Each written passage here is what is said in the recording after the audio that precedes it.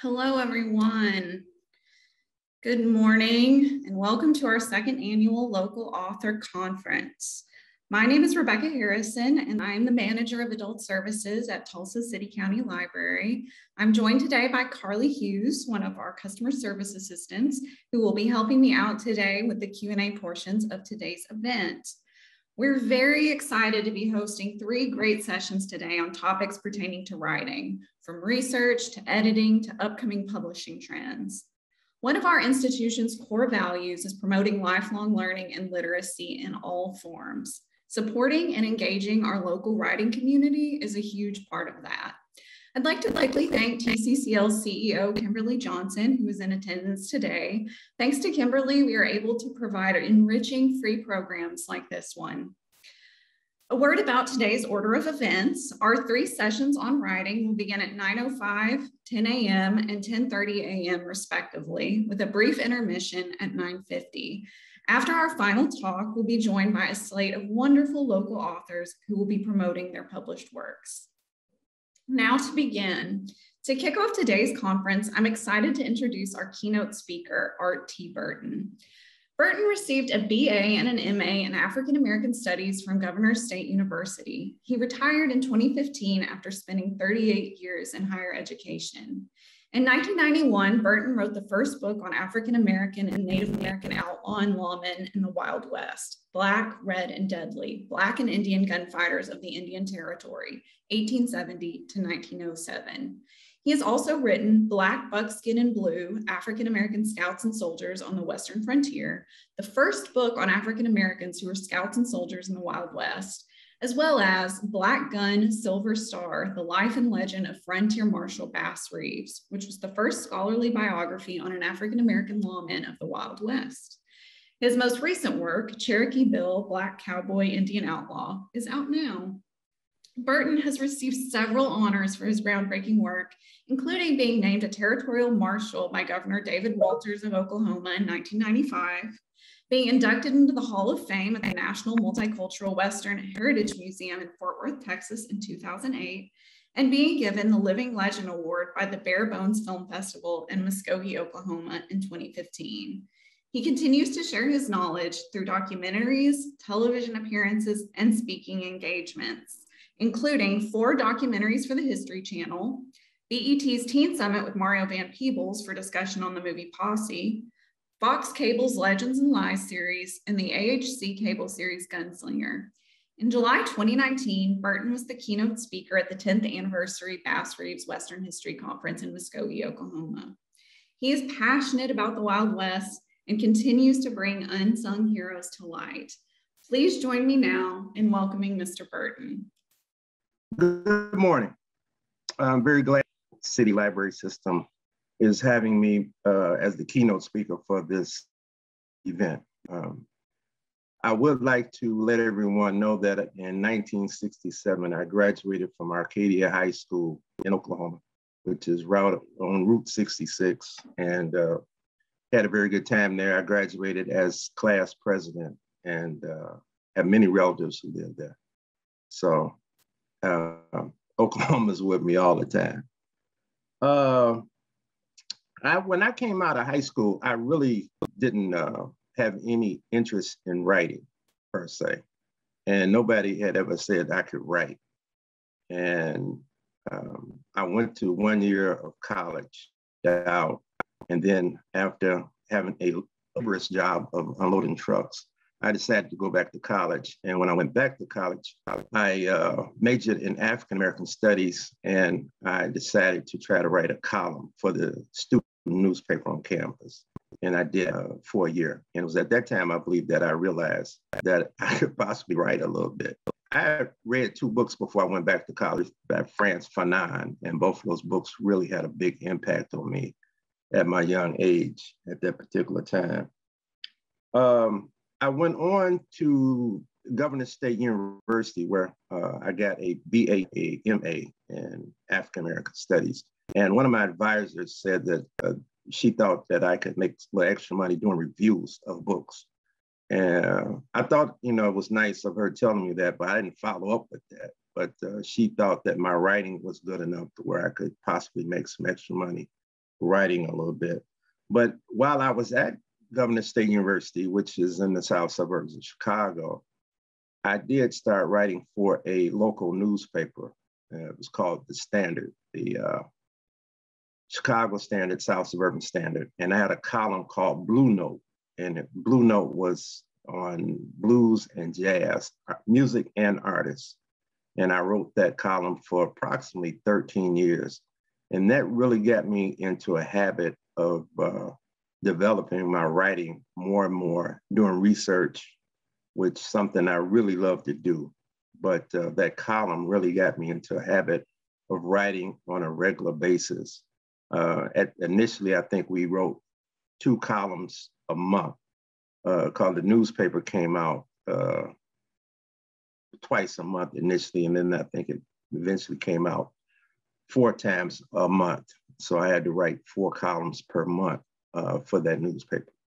And my favorite recording label I used to listen to was called Blue Note. So I gave the name of the column Blue Note. And I love doing that.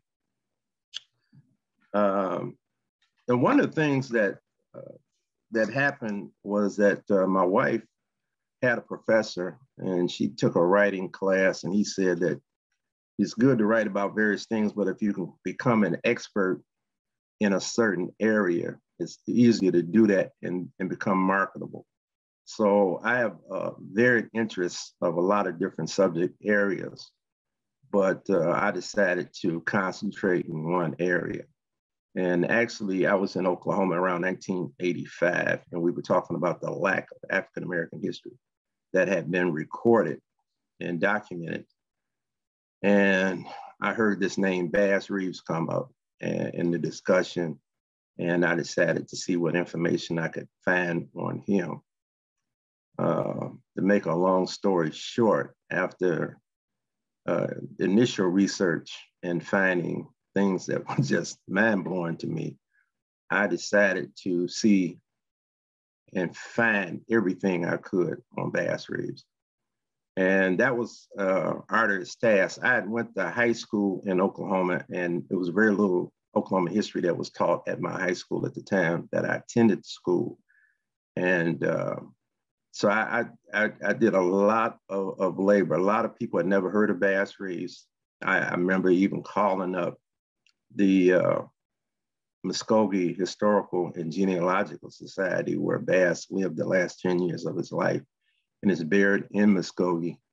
And the lady was very kind and considerate to the point where I told her I was trying to find information on Bass Reeves, who had lived in Muskogee. And I mentioned he was African-American. And she said, we did not keep Black people's history here in Muskogee at the Historical Society. So that I knew it was going to be a little bit harder to obtain information. So I had to dig deep. One of the things I truly love to do is research, though. And so I made many trips to Oklahoma, going to the Oklahoma Historical Society, going to other repositories around the state of Oklahoma, doing research in Arkansas and Texas. And it took a lot of time. I had to really learn about the whole formation of the Indian Territory and what came about. I never knew or heard that there were Civil War battles in Oklahoma during the Civil War. That was something brand new to me. Actually, I found out that Oklahoma was really the place where the highest percentage of loss of life, property, and livestock took place in the United States during the Civil War. And much of the warfare in Oklahoma was guerrilla warfare. And so this has not been really written about very much. It's not, taught. And so this was fairly new information for me. So I had a lot of cousins who were into the rodeo in Oklahoma. And I thought that maybe if I could get enough information on Blacks on frontier Oklahoma or outlaw lawmen, because that's basically what Hollywood has made a number of movies, and they call them cowboy movies, but they're really primarily about outlaw and lawmen primarily. And they make a few movies about people who work the cattle industry or working cowboys. But I thought that maybe this book could be of big help in that area. So my first book was called Black, Red, and Deadly, Black and Indian Gunfighters of the Indian Territory, 1870 to 1907. And it was published by a publisher in Texas. Initially, I was told it'd been better to get a university press to validate the information that was in the book. And I talked to quite a few university presses to get the book published. I even sent a university press my manuscript, and the lady who was the editorial director said that the book was too action-packed. And it was very interesting because it wasn't a fiction book, it was a historical book. But she said it was too action-packed for him at that time. So I wound up going with a regional press who had a national outreach. It was called Aiken Press out of Austin, Texas. And they liked what I wrote and gave me a contract almost immediately after I sent them the manuscript. And that book was groundbreaking. It was the first book that was written about Blacks and Indians who were outlaw and lawmen specifically in the Wild West. And it is so today. I don't think there's another book that has been published that talks about a number of African Americans and Native Americans who were outlaw and lawmen in the Wild West. So that was groundbreaking for me. It was a process that I went through, and it took approximately 6 years to do the research and writing. And I started the research around 86, and the book came out in 1991. I did so much research on the African-American experience that I had enough information for a second book. And I had a lot of interest in the African-American military experience. I had an uncle who was with the 10th Cav when they went after Pancho Villa in Mexico in 1916. And so I decided to write a book about the African-American military experience. Some people euphemistically call them Buffalo Soldiers. And so that was my second book. But what made this book unique in terms of my research was I included scouts, African-Americans who were scouts on the Western frontier. And there's hardly any information that you find on African-American scouts on the Western frontier. And so that book is titled Black, Buckskin, and Blue, African-American Scouts and Soldiers on the Western Frontier. And it came out in 1999. So I was real glad to get that out. And then after I got that book out, I received a lot of feedback from people excuse me, in regards to Bass Reeves, who was the major figure in my first book, had the largest chapter. And I kept getting remarks from people that he needed to have his own book. And so I decided to see what I could find. I knew, being that he was a literate former slave, he didn't read or write. He didn't leave any memoirs. And I contacted the family that owned him as a slave, well, the descendants of the family that owned him as a slave, and the slave owners didn't keep any memoirs about him or their family during that period. And so I had to concentrate basically on his law enforcement career. And I had to do a deep dive in the National Archives. And so I went to Washington, D.C., to the National Archives, and also went to Fort Worth, Texas, which is the Center for the Southwest branch of the National Archives, and did an empirical search of looking at all the arrest records that were available. Not all arrest records are available. There's a lot of records that are missing, but they had the largest number of records on file, and I used those. I did another newspaper search, looking at all the newspapers that I could find that would include information on Bass Reeves. And then I did an oral interview of various people who had information in their family history about Bass Reeves. And that became primarily, and also early books. There had been some books that I had found that were published before 1900 or thereabout after 1900, and it included stories on Bass Reeves. And so I was able to find some book inclusions about the man. Bass was very interesting because when I did my first book, Black, Red, and Deadly, I was just basically trying to document the fact that African Americans and Native Americans were active in the Wild West, in the frontier West, and had made a mark. But Bass tended to be a whole nother subject in terms of his outstanding career, which is profound, to say the least. And he worked so long as a federal peace officer. And it'd be hard pressed to find anybody to compare him to in the Wild West. And so his life was really remarkable. But I was able to write that book, and it's called Black Gun Silver Star, The Life and Legacy of Frontier Marshal Bass Reeves, and it's published by the University of Nebraska Press, which was the first book I had wrote that was published by University Press. It's kind of an academic presentation, but it's still geared toward the general market. And it's a very scholarly book as such, but that's the first book that's ever been written scholarly on a African-American lawman in the Wild West, Black Gun Silver Star.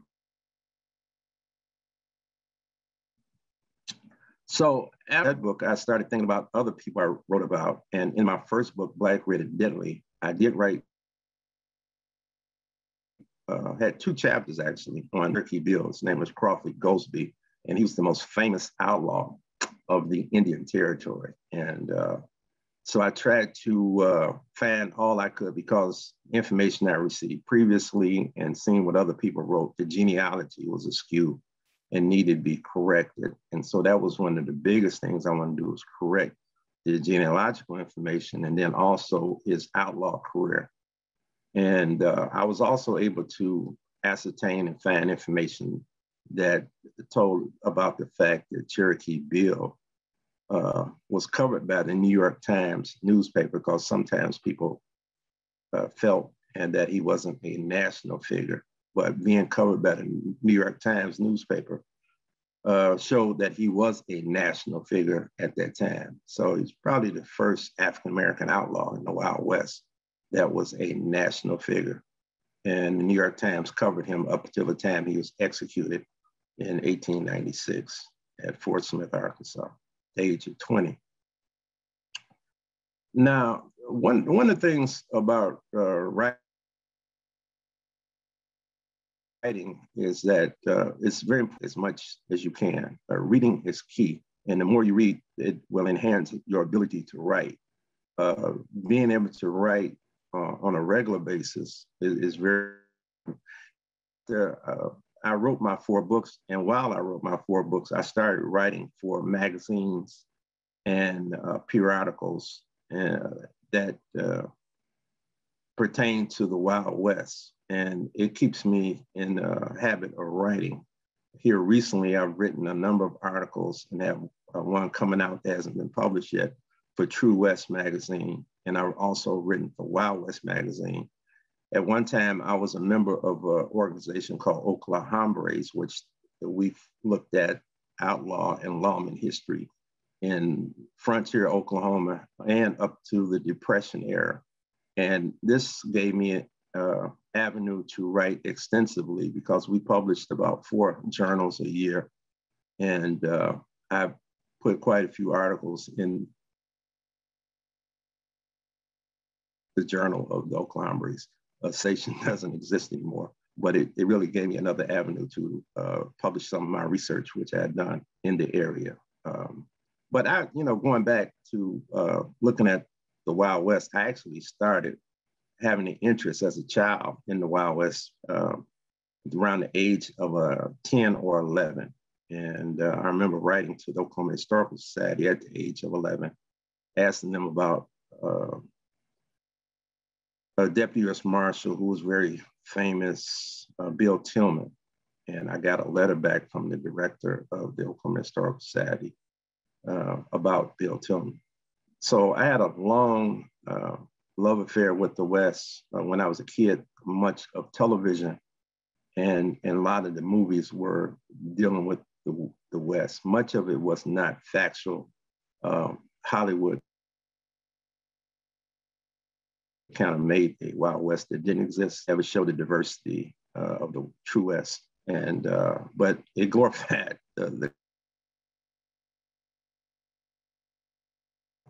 as they like to call people of that era. And it also left out a lot that were active in the West. And so you didn't get a real feel for that.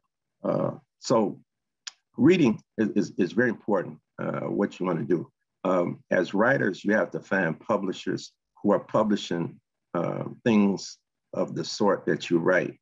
Even if it's short stories or poems, you need to find publishers who are publishing the type of thing you want to write about.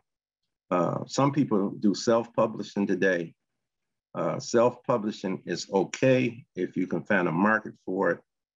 There's a lot of more avenues today with the internet and social media to get some of your work out.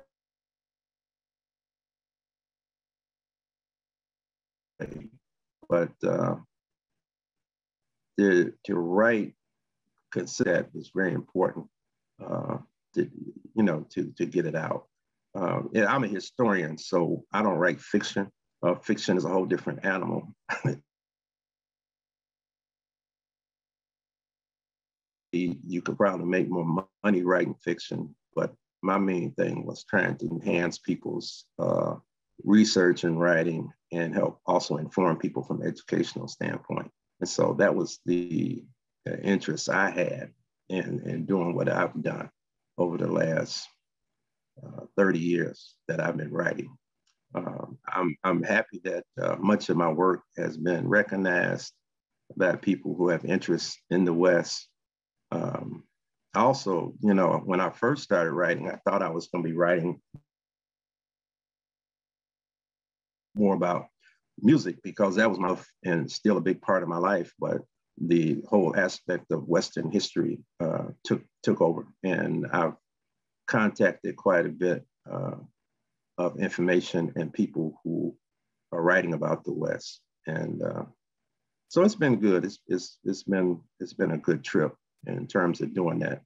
One of the things I also wanted to do was, being that my family is from Oklahoma, my grandmother came right after the land opening in 1889. She came in 1890 in a covered wagon. I noticed that much of popular media didn't talk about Oklahoma when they talked about the Wild West. They would use people from Oklahoma for Western movies a lot of time that had authenticity.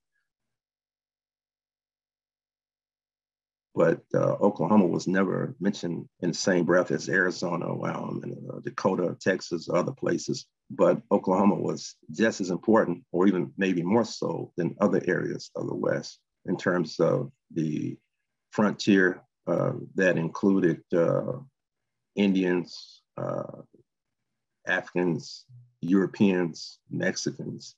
The biggest battle between law and outlaw took place in Oklahoma, and the U.S. Marshal Service, which had jurisdiction pretty much over the Indian Oklahoma Territory prior to statehood in 1907, they lost the majority of the men killed in the line of duty in those two territories, over 130, and they've only had approximately about 200 people killed in the line of duty overall. So Oklahoma is very important, but you also had other figures such as Geronimo, who was in Oklahoma up till the time he died. You had Custer, who died at the Little Bighorn, who was involved in a conflict with Native Americans in Oklahoma. A lot of entrepreneurs in Oklahoma, athletes, Oklahoma is just really kind of under the radar in terms of people who did great things and should be recognized. And so especially in terms of the Wild West, I hope there's more going forward, and maybe my work will have a say in that. We keep our fingers crossed. So when you write a book, be it fiction or nonfiction, you basically have to think about what you want to do with the book. So you have to think about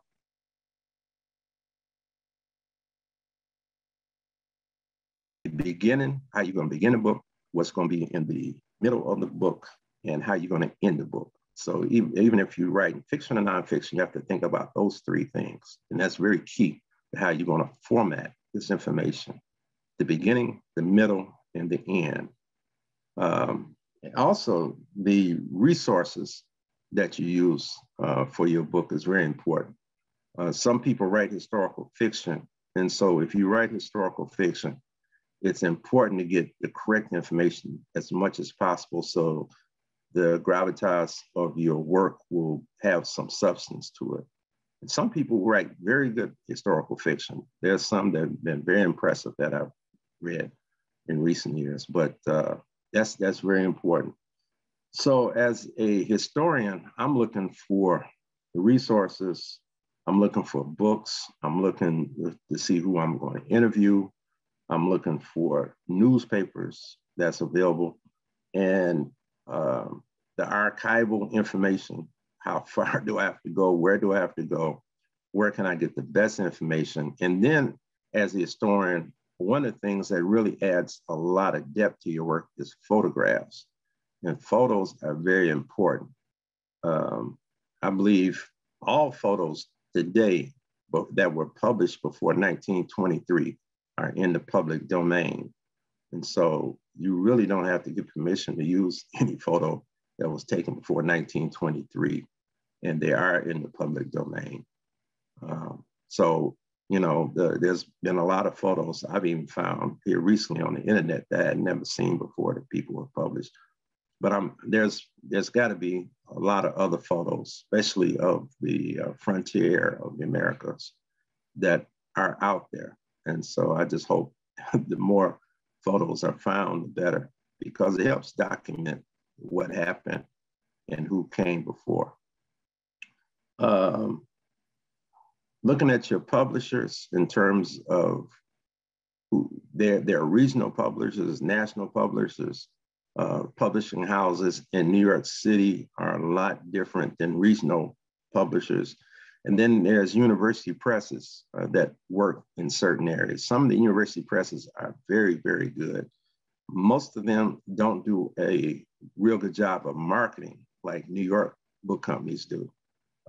New York book companies, they do a much better job of marketing, but you almost have to have an agent to deal with any New York publishing house, big publishing house, where you wouldn't necessarily need to have an agent to talk to people at a university press per se.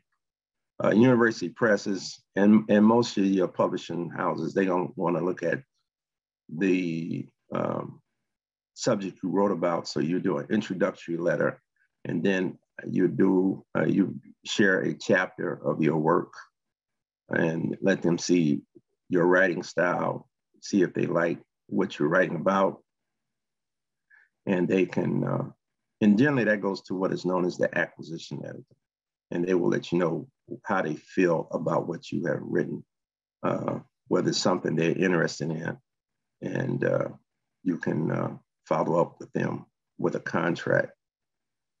If you self-publish, your basic point of reference is going to be marketing, how you're going to get your work out, who's going to see it, how widespread your work will be, and who can help you in a self-publishing type of aspect. I know there's some companies that will publish your work. You have to pay them to have your work published. I've never dealt with a company like that where you pay them, I I don't really advocate that necessarily, but they say they will publish it and they will edit your work.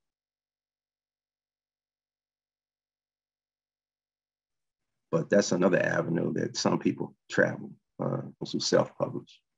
And then after your work is published, you got to look at the media in terms of radio, television, magazines that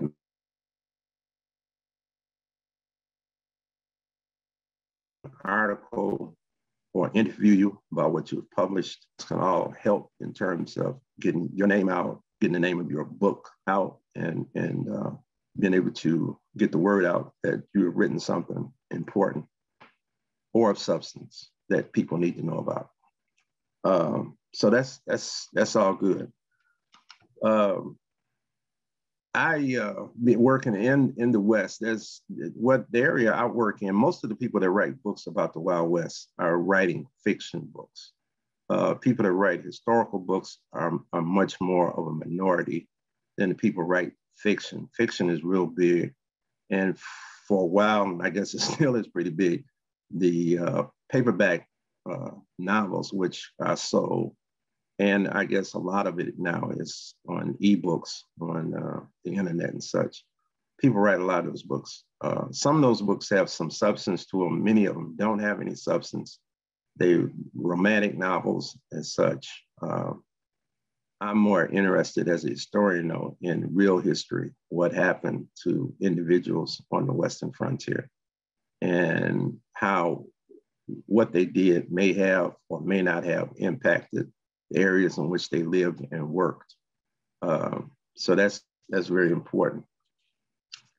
Some of the people that I wrote about, I was real glad to get a lot of information out about them. Besides Bass Reeves, I wrote about Grant Johnson, who was from Eufaula, Oklahoma, and worked for the Western District of Arkansas's federal court for a number of years before he became the principal lawman in the Eufaula area. And he was probably the second most important deputy U.S. Marshal to Bass Reeves. And Grant Johnson was a Creek freedman. Actually, one of his parents was Chickasaw freedman, and his father was a Creek freedman. And so Grant worked for approximately 22 years. And it's probably, in terms of his law enforcement work, second to Bass Reeves as an African-American in the Indian Territory. There was a African-American named Bynum Colbert, who was a Choctaw freedman, who actually started before Bass Reeves. And he started in approximately 1872 as a deputy U.S. Marshal, and he worked up to 1896. He was a Civil War veteran and a veteran of the 10th Cav Buffalo Soldier Regiment after the Civil War. And he started before Bass Reeves. A lot of times the narrative says that Bass was the first deputy U.S. Marshal African American Western Mississippi, and see other African Americans before Bass, but he became the most famous. But Bynum Colbert was one of the more famous. Another gentleman that I wrote about in my last book, and he's also mentioned in Black, Red, and Deadly, is Ike Rogers, who captured the famous outlaw Cherokee Bill. And Ike Rogers was a Cherokee freedman and had served in the Civil War with the 1st Kansas Colored Volunteer Infantry Regiment during the war, and had a pretty long career as a lawman. And Cherokee Bill's brother killed him after Cherokee Bill was executed in Fort Gibson in the Cherokee Nation. There were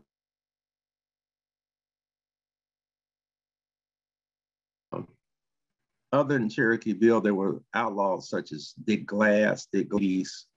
He preceded Cherokee Bill chronologically, and they said at one time he had an outlaw of 11 men, which was 5 blacks, 4 Indians, and 2 whites. And many of the outlaw gangs were integrated, just like the law enforcement aspect in the Indian Territory was integrated. And Dick Glass was on a tear for about 10 years, actually, and had an organized gang, and he traded stolen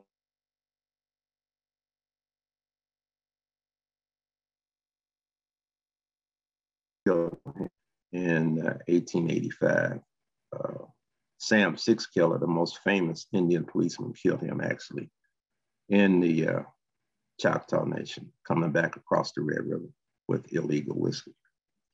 Then after it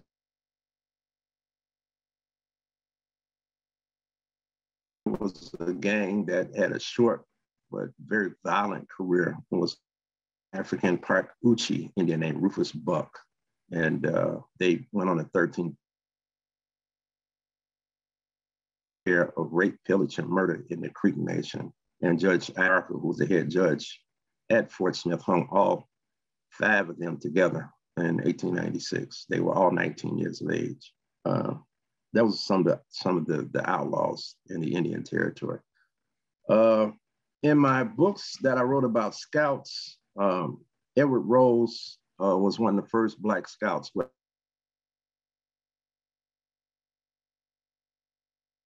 Made an impact. He was followed by James Beckworth, he was one of the first mountain men to have a biography written about his life. James Beckworth is more important as the first person to pass through the Sierra Mountains from Salt Lake City to Sacramento, California. Before he found his pass, people would have to go through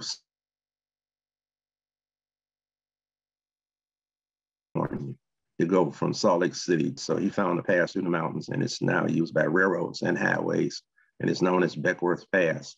But Beckworth had a very interesting career, very long career as a mountain man, as a scout, and was involved in a lot of different affairs in the West.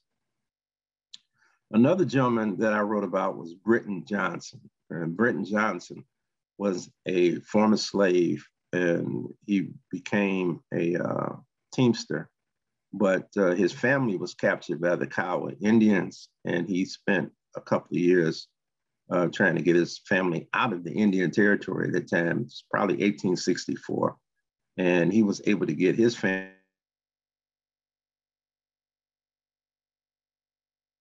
along with some whites who had been captured by the Native Americans. And what the John Wayne movie, The Searchers, was pretty much inspired by Burton Johnson's life.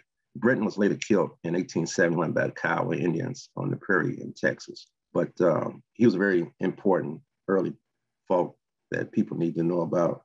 There was another gentleman named Jim Ned, who was an African Delaware Indian that served as a scout for the U.S. Army in the Southwest. And he committed quite a bit of killings of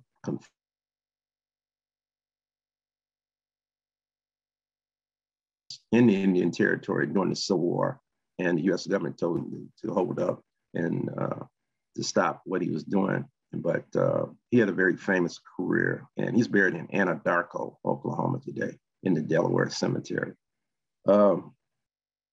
Another African-American that I was able to locate was Frank Garrard. Frank Garrard was considered the top scout in the Wild West, and he was very important in the wars with the Sioux Indians, Crazy Horse and Sitting Bull.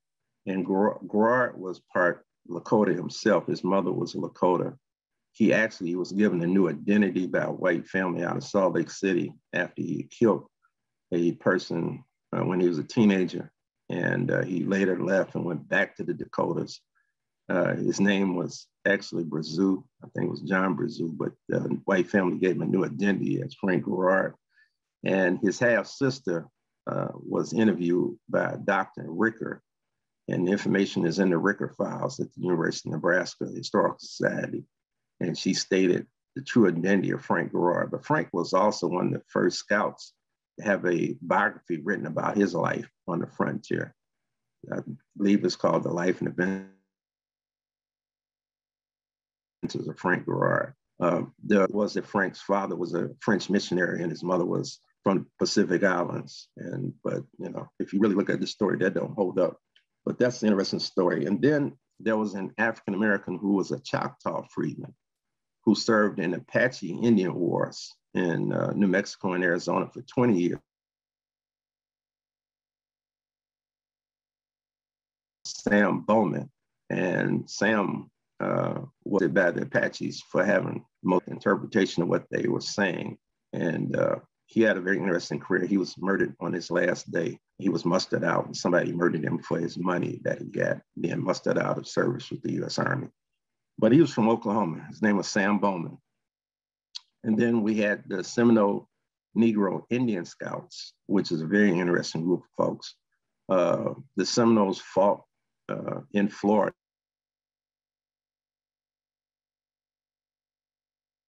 Had African Confederates government with the Seminoles in Florida. And so when they brokered the treaty, they came with the Seminoles to Oklahoma. And many of the Native Americans who held Africans in bondage were upset about the Seminoles. And the Seminoles got tired of it. So a group of them went to Mexico and settled in Mexico. And after the Civil War, the US government went to Mexico and spoke to them about coming back. The Indians didn't come back, but many of the African Seminoles did. And they were known as the Negro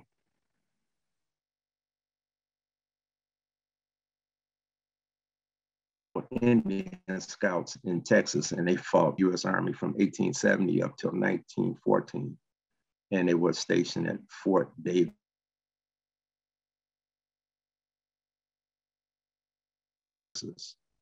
Very interesting. They were like elite unit, Seminole Negro Indian Scouts for the U.S. government. And then much of the work in my book, Black, Buckskin, and Blue, is on the Buffalo Soldiers. I do talk a little bit about Africans who were in the U.S. military during the Civil War. And then after the Civil War, is basically the 9th and 10th Cavalry Regiments and the 24th and 25th Infantry Regiments, which played a major role in the settling of the West. They did everything imaginable. And so I was real glad to get that information out and share it with people. So that's pretty much the overview of much of my writing that I've done. And I would like to possibly open this up to questions if you have questions of me that you would like to ask. Yeah, so we do have some questions in the chat. Thank you for your lovely talk. We have several people in the chat just praising your research and thanking you for taking on the research of lesser known history in Oklahoma. Right. But one of the first questions we have is sometimes people will get caught up in the research process. So how do you balance doing research with actually engaging in the writing process? Like when do you know it's time to stop researching? You never really stop researching. You may not be able to get all your research. Just like I've written a couple of articles that new information, and I put it in articles because I couldn't get it in my books. And so, and actually, sometimes you write things and you may need to clarify information. And you put in an article. Now, one of the things, my Bass Reeves book, we're looking at putting out a new edition with new information in the book. So they're going to do a new edition of that book with new information that was not in the book at the time it was published. So it's not necessarily, you need to understand where you are at the given point when you're writing. So you can say, well, I can't wait forever to publish this because I'm getting new information, but you need to stop. And if you feel comfortable with where you are, have that published. But I would never say quit researching the area that you have researched, because you can find new information and possibly get that out at a later time, or give it out, if you're being interviewed at a certain time and point. I hope that's good. Okay, and then along those lines, do you have a dedicated writing routine? Do you write a certain number of hours per day or week? Well, when I was writing the articles on Blues and Jazz, I had a regular writing routine. Right now, I write when I'm inspired to write, or when I'm on a mission. Now, it takes a while to write a book. Generally, it takes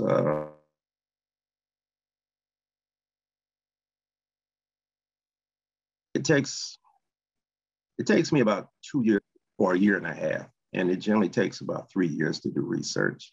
So that's pretty time intensive to do that. So you have to have I think, a point in your day where you say, I'm gonna do this.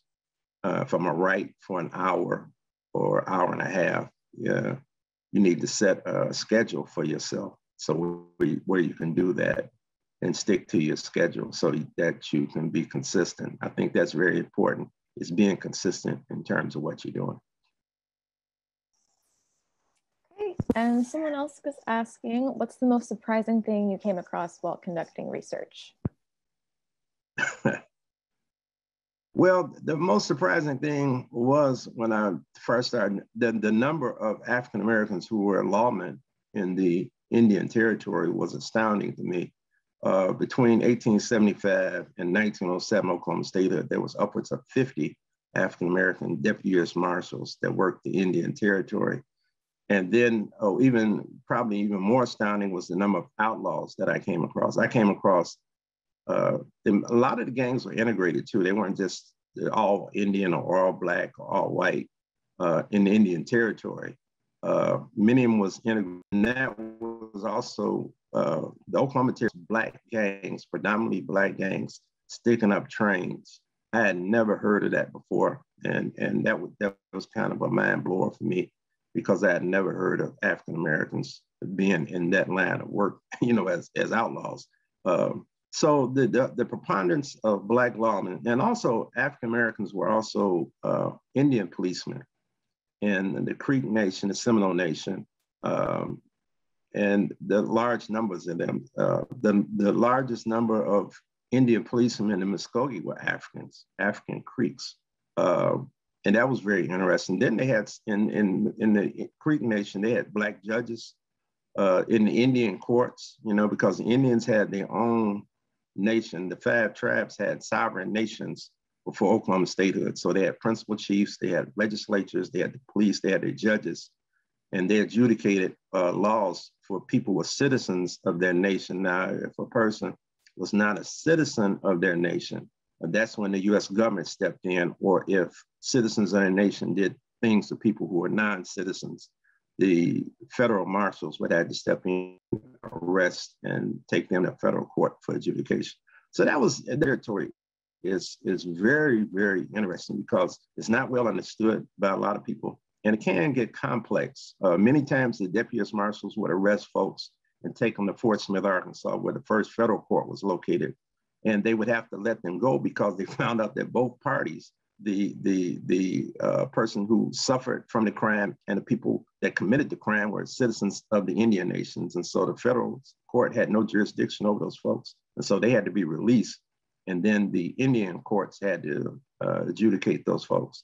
So that was very interesting. It's history that is not taught in school, and it need to be taught, and people need to understand Oklahoma history. Righty. Thank you so much for answering these questions. I think we're about out of time. So thank you so much for your talk. It was very fascinating. My pleasure. And yes, and I will be reading some of your work, and I'm sure some of us others will be as well. And now this time we are actually going to take a 10-minute break, and then we will get back to our next guest speaker. Thank you. And now I am very excited to introduce our next speaker, Onikah Asamoa-Caesar. Onikah will be presenting on upcoming publishing trends. Onikah is the book lover and founder behind Fulton Street Books and Coffee. Born in New Jersey, raised in Southern California, and having finished high school in Mississippi, Onikah now calls Tulsa home. She spent her early career working in child welfare in California. In 2013, she moved to Tulsa as a Teach for America Corps member. After her service, she worked on various state-level criminal justice policy initiatives under the office of Senator Mike Johnston in Denver, Colorado.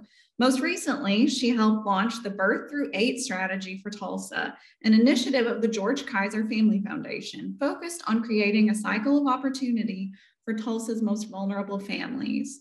When she is not reading, Onikah enjoys cooking, traveling, poetry, and spending time with her firstborn child, Hadessa.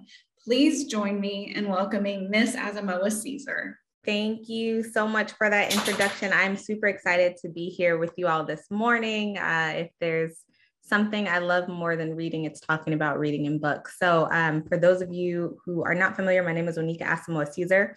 I'm the proud founder and owner of Fulton Street Books and Coffee right here in Tulsa, Oklahoma. Fulton Street is located just north of downtown. We're smack dab in the middle of a neighborhood. And our mission is really about increasing intergenerational literacy and building community. We opened our doors in June of 2020, right in what we thought was the middle of the pandemic. Turned out we were just at the beginning, but we're still here and really excited to be able to serve community through our platform of Books and Coffee here in Tulsa. At Fulton Street, we center the stories, the narratives, and the lived experiences of Black, Indigenous, people of color, and marginalized communities. We exist as, I always say, a Black liberatory space. We exist in the tradition of David Ruggles. David Ruggles opened the first Black-owned brick and mortar bookstore in the United States. And in addition to having texts that centered on feminist literature way back in the day, before we even had all the terms, and abolitionist readings, that space also served as a safe place for folks who were escaping slavery. David Ruggles was also one of the architects of the Underground Railroad. And so we exist as a safe place. And I like to say that Books and Coffee are often the backdrop to a lot of other things that we get to do within community because of the space that we have. So I'm really, really excited to be able to be here today and talk with y'all. Thanks, Carly, for putting our website in there. You can also see us on Instagram at Fulton Street 918 is our handle on, I think, all of our social media platforms. So I think today what I'm talking about are trends in publishing. So one of the reasons that Fulton Street exists is because of a lack of diversity of books within the world of literature. So I came to Tulsa in 2013, and I originally came here as a teacher. I came as a part of Teach for America, and I taught first grade at Gilcrease Elementary School in North Tulsa. And as someone who loved reading, y'all, like I would read myself to sleep. I still have like a shelf of some of my favorite books from when I was young. It was really painful to see my first graders, the little itty bitty selves, not love reading as much as I did. And I always say that when I started to dig deeper to try to figure out what was causing this lack of love for books, what I found out was that everything I was putting in front of them denied their existence, denied their humanity. We know that children of color in this country are 8 to 10 times more likely to see animals in the books that they're reading before they see a main character that looks like them. And so I had to work overtime to ensure that I diversified my classroom literature, and that when my students got ready to read stories, and when I got ready to read stories to them, that they saw themselves, their families, their communities, their languages reflected in those pages. We know representation is especially important for our little ones. It's also important for us. And so, also in the midst of the pandemic, there was a huge boom in demand for more diverse literature that centered on the history of race, racism, our criminal legal system, disparities across sectors, across topics. And while many of us were a little worried that it was a little bit of a fad, and while it's slowly kind of declining in terms of demand, that is going to continue to be a huge focus in publishing and in demand from readers. So we're continuing to see even stores that are not centered in diversity are continuing to amplify more diverse literature.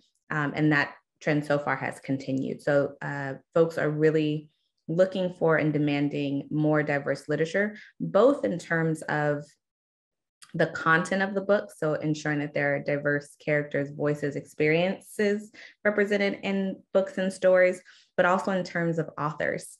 There are, this is an anecdotal point, y'all, but smaller publishing companies that are popping up that represent more diverse voices. One is Tiny Rep Books, and it's a Black woman-owned publishing company that I'm super excited about.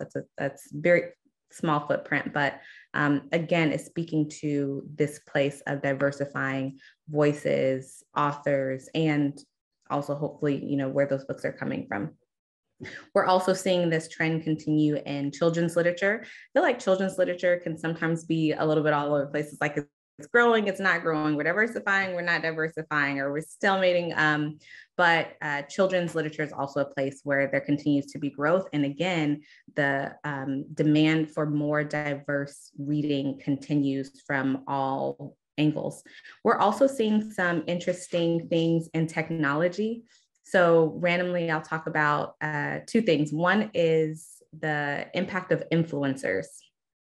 I have had to get better at social media. I'm technically a millennial, but if you ask me anything tech related, you would think I'm not a millennial. But I've had to get better at social media. And what we're seeing is a growth in how influencers are driving interest in books, and specifically more diverse books. So like the hashtag Bookstagrammer, I think has over 8 million, I don't know what you call it, followers or follows, or people who follow the hashtag. And so we're seeing social media really kind of drive interest in different books, to the point where bookstores and you know, other folks in the literary world are actually working in partnership with bookstagrammers ahead of book publishing and things like that. So that's been interesting. Also, platforms like, if any of y'all remember Spark Notes or anything like that, places where people can go to get synthesized information for nonfiction books is also a weird kind of publishing adjacent place that's also continuing to grow, because we are so centered in diverse stories and history. And I have a bias towards nonfiction. It's something that we're seeing more often. A lot of folks are very interested, and there's a lot of information, and people are wanting kind of synthesized versions. So new tech editions of Spark Notes are skyrocketing all over the place.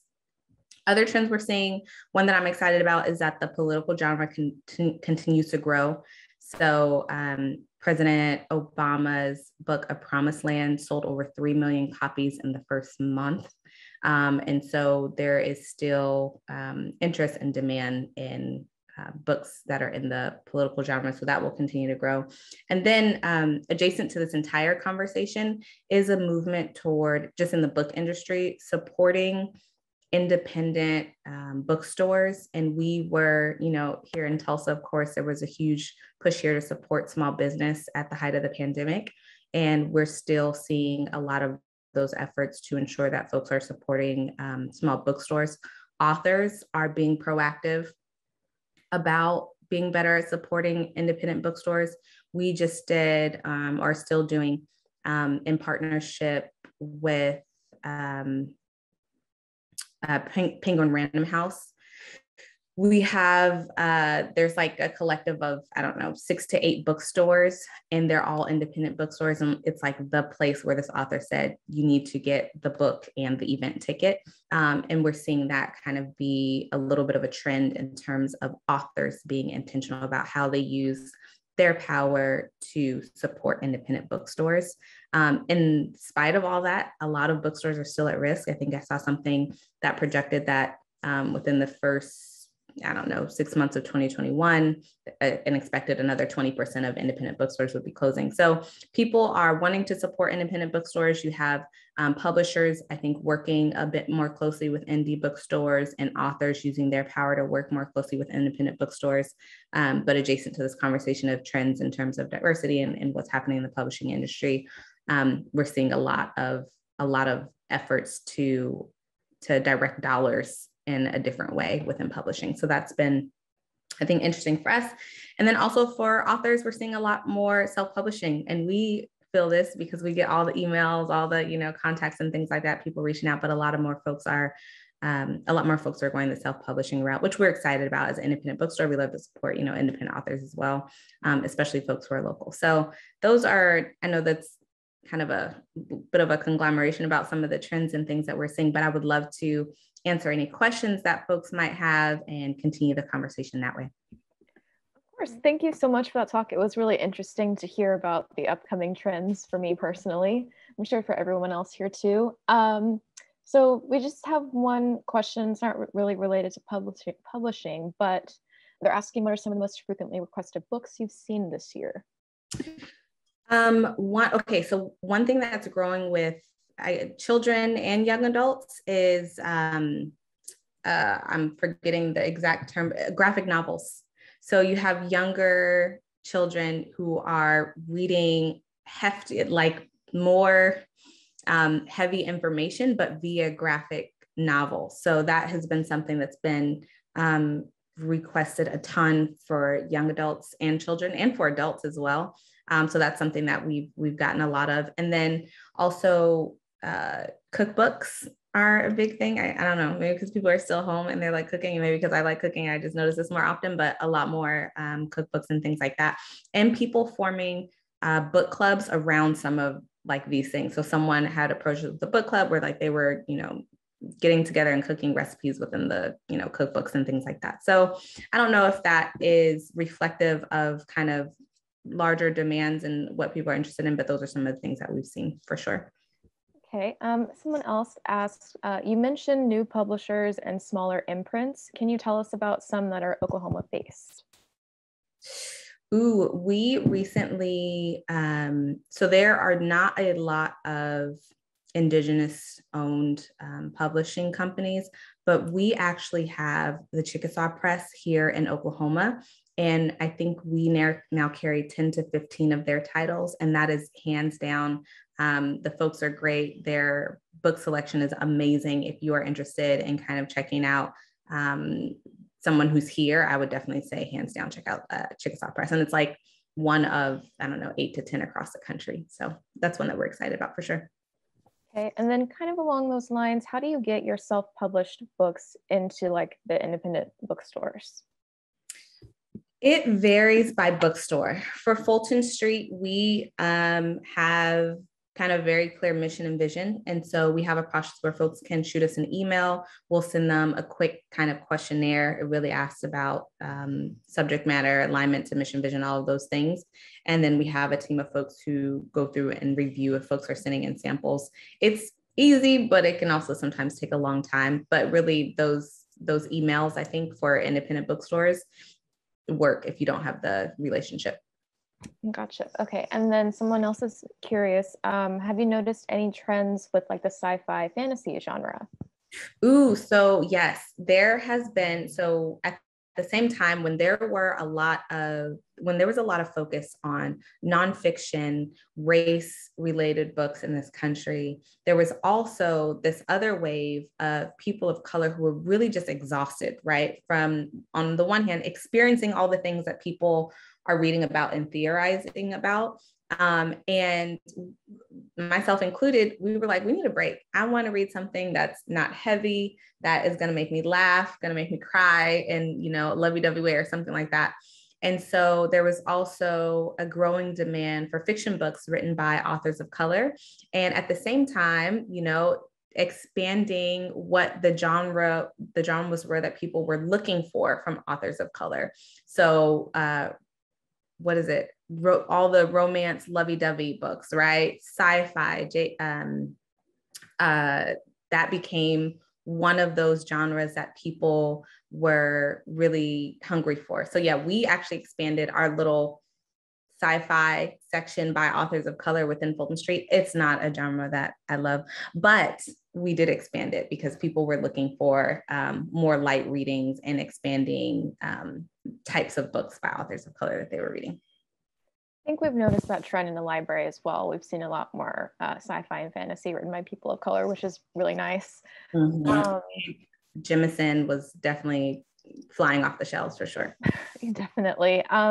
This question is related to poetry. How easy is it to publish old poetry, like something that was written 10 years ago, as opposed to like current poetry?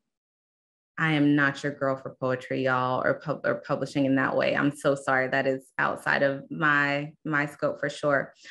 We did have a few instances where folks, because we do special orders, where folks were asking for books that were out of print that had no, so in those cases, we kind of just shoot a note to the publishing company and say, hey, we're getting a demand for this, but not sure if you all plan to reprint. And those conversations are not always fruitful. So sorry, I can't answer that one. Someone else was kind of wondering about ebooks, and are they still kind of like a growing trend, or like, are they trailing off, and how does that affect like independent bookstores? Yeah, so it was definitely a point of contention at the start of building Fulton Street, which was that independent bookstores were dying every day. Big box stores were doing very well. And you had this growing demand from consumers for audio and ebooks. And we saw a little bit of time where that kind of slowed down. But in the past, over the past 2 years, audiobooks and ebooks have skyrocketed again, y'all. And it's not that it's harmful necessarily independent bookstores. There are places like Bre FM, who's doing a great job at supporting smaller bookstores and being the non-Amazon audiobook place. So they are still alive and well and growing rapidly. I think also if people at home, people are, wanting to listen to books, or if they're commuting, they're wanting to, listen to books on their commutes, or if people are traveling, we've gotten a lot more travel across states. People are doing road trips, and people are listening to audiobooks and ebooks. And in my experience, it hasn't been harmful to us. We've been able to partner with companies like Bre FM to offer audiobooks as part of our offerings at Fulton Street. That is super awesome. Someone is curious, do you have any comments about KDP trends? And probably talk about what KDP is for people that may not know. Yeah, so, and I'm assuming you're talking about the Kindle. It just says KDP trends in the question, so I'm not sure. If it's publishing, you're talking about like Kindle Direct publishing, I think is what that would mean. I want to make sure I'm not talking about the wrong KDP, but I think it's following the trend of self-publishing, Kindle Direct publishing. So like I mentioned earlier, a lot of folks are going the direct publishing route, and Kindle and Amazon, I think there's something on like Google and people are using AI technology to write their books now. So there is this intersection between tech and self-publishing that we are seeing growing from the standpoint of authors who are writing and publishing their own books. So KDP is definitely a huge player in that as well. A fun question I saw earlier, what is one of your favorite books that you've read this year? Oh, people love to ask booksellers these questions, and it's so hard. One of the books that I'm reading right now is How the Word is Passed by Clint Smith. And I've been reading this book for a really long time, y'all. And I am enjoying it, one, because we have a book club called Syllabus at Fulton Street. And I like to refer to it as kind of like my favorite college course, where we are grounded in a text. Our text is How the Word is Passed, and we supplement that with hands-on experience and learning. So How the Word is Passed is really an examination of the legacy of slavery through the lens of place. And so Clint Smith is visiting places like the Whitney Plantation in Monticello and the Blandford Cemetery, and places that were where enslaved folks were held or planted, all these things. And so we are using that to examine our own backyard right here in Tulsa. And so, for example, we've taken a trip to Boley, Oklahoma, which is one of the 13 surviving all Black towns here in Oklahoma. We've done the Real Black Wall Street tour and really looked at a deeper history of Greenwood and Black Wall Street prior to and post the massacre. And so it's really helping us to draw a through line in terms of, our collective history, shared history as a country, as people, but also like the history right here in our own backyard in Tulsa, Oklahoma. So that one has been a really moving and instrumental read for me, because it's actively changing the way that I walk around the city that I live in and call home. I have not heard of that book before, so I will be adding it to my long list of books to read. So we have someone kind of curious. So like in the past, there was a big like trend and like paranormal, like vampire books, you know, like Twilight, everything like that.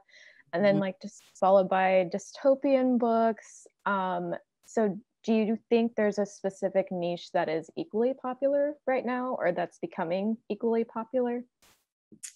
To like dystopian and things like that, I don't know. I feel like there has been just a growth in the smaller, more kind of niche genres in general. So I don't know if I can say, for example, like in kids' books, like the request for unicorns, you know, like it's sometimes it seems like one off or odd. But no, I think there's just a growing demand for more diverse literature, right? I think people are trying to get out of these like little boundaries of what they're used to reading and explore new things, myself included, y'all. I do not like fiction. I need to stop saying I don't like fiction because I like it at this point. Like this past year, I would have never read any of N.K. Jemison's, you know, before, like, okay, let me see what other genres are looking like, or romance novels by authors of color, or even graphic novels. I'm just not a huge, so I think right now there's a lot of exploration in terms of genres and authors and content.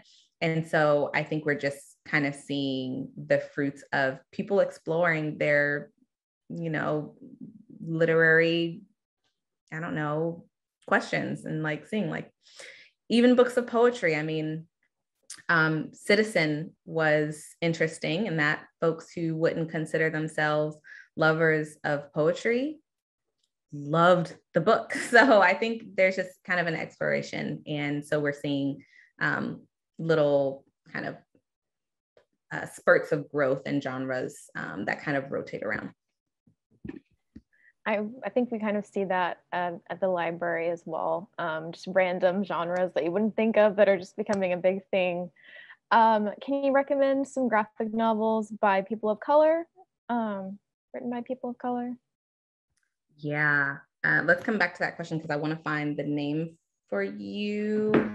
But there's a series that I have on the tip of my tongue, but let me find the name for you. Okay, while you do that, there have been like several comments of people just being like, thank you for your talk, and it's been like super helpful. So we appreciate you giving us this information. I definitely would not have known otherwise about some of these things. I mean, it's been oh, here it is. It's March. It's called March, and I think there are 3 or 4 books. We do carry this selection in store at Fulton Street, and it's been really, really popular over the last year, both for young adults and adults as well. Speaking of young adults and adults, that's been a huge trend where a lot of our young adult titles, they're young adult because the main character is, you know, like under 18, but have been fan favorites for our adult folks. So I'm thinking of, oh my goodness, why can't I think of the name of this book? Hold on. I'm going to find it. Children of Blood and Bone. Children of Blood and Bone. It's a young adult book. All of us adults head over heels in love. So there's been a lot of that as well, where there are young adult titles that adults are just head over heels in love with. And that continues as well. I actually have a question that I'm curious about. Have you guys worked with any influencers to promote your like store or books or anything like that? We haven't been proactive in terms of like reaching out to influencers, but because there's still kind of that growing demand for diverse authors, diverse bookstores, all of those things, a lot of like bookstagrammers and influencers have come to visit our shop, and they do like the reels, and, you know, they post it on their Facebook.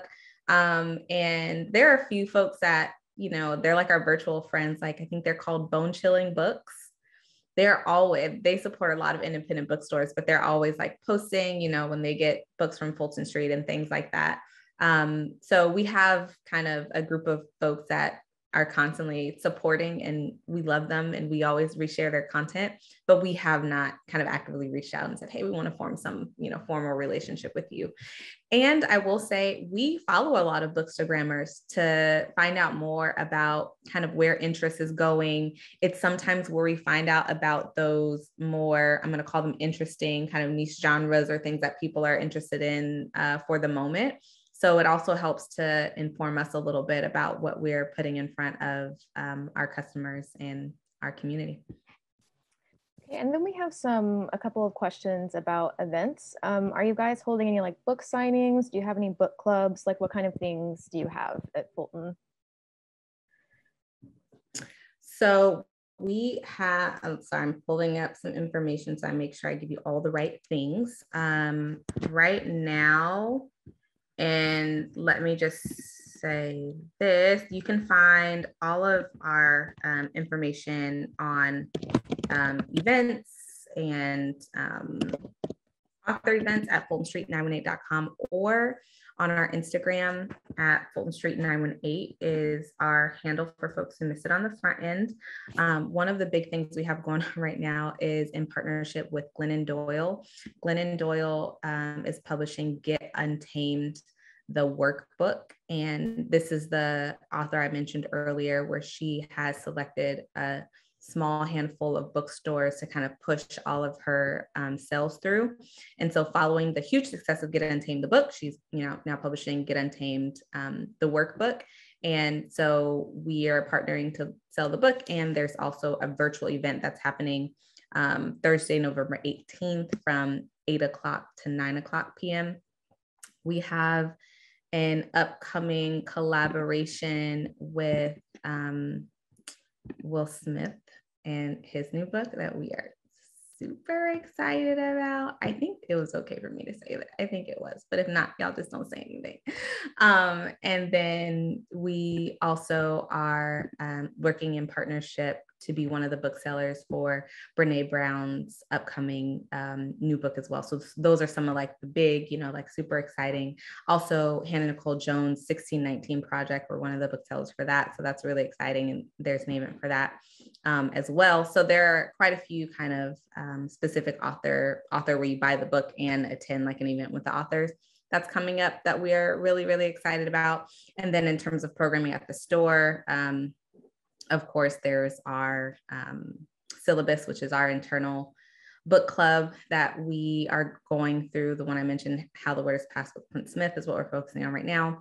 And then we have Little and Lit. It's our kids subscription box for young ones, just to make sure that children have access to diverse literature. They get 2 books every month. Sometimes it's thematic, but all the times it's diverse. And then we also right now have a promotion going on with our 1921 Race Massacre commemoration box, which is where we've amplified kind of the voices of local Tulsa Black-owned businesses, architects, artists, just in commemoration of the year that we're in. And it's been a great partnership with fellow business owners and folks here in Tulsa. So we're really excited about that. So we always have something going on. So follow us and check out our website to just stay in the loop on what's going on over at Fulton Street. All right. Thank you for answering all the questions and your wonderful talk. It was super interesting. And I hope that everyone here will go visit Fulton if they haven't already. And yeah, thank you so much for speaking. And I will hand it over to Rebecca to introduce our next speaker. Thank y'all so much. Thank you. Thank you, Onikah, and thank you, Carly. That was such a wonderful talk. As a librarian, I'm fascinated by publishing trends, and it was awesome to hear from an expert on that. So without any further ado, I'd love to introduce our next and final speaker. Her name is Bre Lockhart, and she will be doing a talk on editing. Bre is a fantasy and sci-fi author with pen names in the genre of mystery and poetry. She's also a busy fiction editor for 3 Point Author Services and admin for a large local writing group, Tulsa Writers Syndicate, as well as a writer for Indie Author Magazine. You can find Bre on her website, brelockhart.com, and on all social media channels under the same name. Please join me in welcoming Bre. Hey, everyone. So I am going to talk a little bit about editing today, and I do have a short presentation, but I am going to make sure that we have time for questions at the end, because I find anytime I give these talks, there's always questions. So give me just a minute to share my presentation, and then we'll jump right into it. So she did give you a little bit of information about me, but basically I am an editor. I've been an editor for fiction primarily for about 4 years. And previously to that, I have a background in public relations and marketing, and I've done a bunch of tech writing. So that's kind of how I got to this place. And I am an indie author, so I'm pretty pro independent publishing, self-publishing, but I also think that traditional publishing is awesome. So you're not going to hear any preferences, hopefully, during my presentation. And I can absolutely speak on both sides because I have edited for a few publishing companies. So all about editing. Let's see. So we're going to talk a little bit about defining the differences in editing for traditional publishing and self-publishing, what you can expect when working with editors. A couple of tips on self-editing, although I won't go too much into that just because that is a huge topic that we could probably talk for an hour on, and then time for a Q&A. And I know this graphic is tiny, so I'm actually going to make this whole presentation available both on my website, which is brelockhart.com, and also on 3 Point's website, which is 3pointauthorservices.com. So if anybody wants to go grab that, it'll be completely free. Just have to go to our resources pages and get those. And this is just to define a few terms. So as you hear me go through this presentation, you'll notice I talk about a few different types of editors. So this little graphic is from another editor whose name is Savannah Gilbo. She created this. So I'm actually going to start at the bottom because I think that's kind of the bird's eye view. It typically starts with an acquisitions editor. This is very much publishing company specific. This is the person who does exactly what that says. They acquire a manuscript. So that's kind of what they do. Developmental editor, these are the people that help define stories, that help kind of flesh out ideas. And then a line editor. So this is the person, I mean, if we were going specifically on the title, a line editor would go line by line. So they're the one that's really going to help you polish the writing, make it sound really great. They pay attention to cadence or how the writing feels, more so than every little grammatical piece, which the grammar is a copy editor. So they're the ones that know all the copy editor rules. Line editors do too, but that's not their main focus. So they know where a comma should go. They know if an em dash is going to work better. They know kind of all those little tips. And then your proofreader, and I'll define this better when we get further into this, but a proofreader is kind of your last touch editor. They pick up the pieces at the end.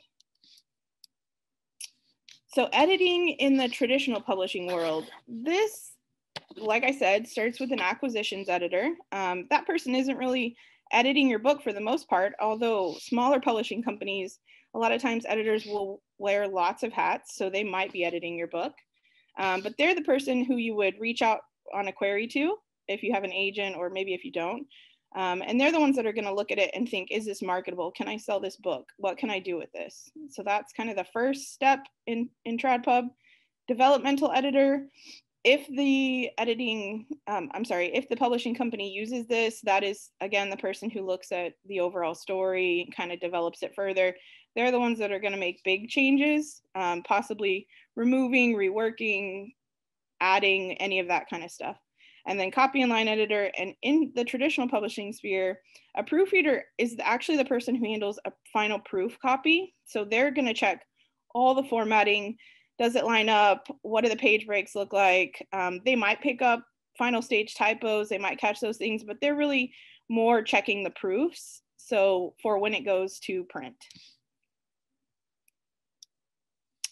Editing for self-published authors, this can look like 1,000 different things. And if anybody has self-published or has talked to anybody who's self-published, authors use different varieties of this. They use none of these, they use all of these, they use 3 rounds of these. So there's really no one right or wrong way to do this. This is just kind of a brief overview of the options that are out there. So same thing here, developmental editor, that would be the person that you kind of start with. Maybe you have an idea for your story, or maybe you have a completed manuscript, but you're just not sure if it works. Developmental editors or beta readers, those are kind of the first touch.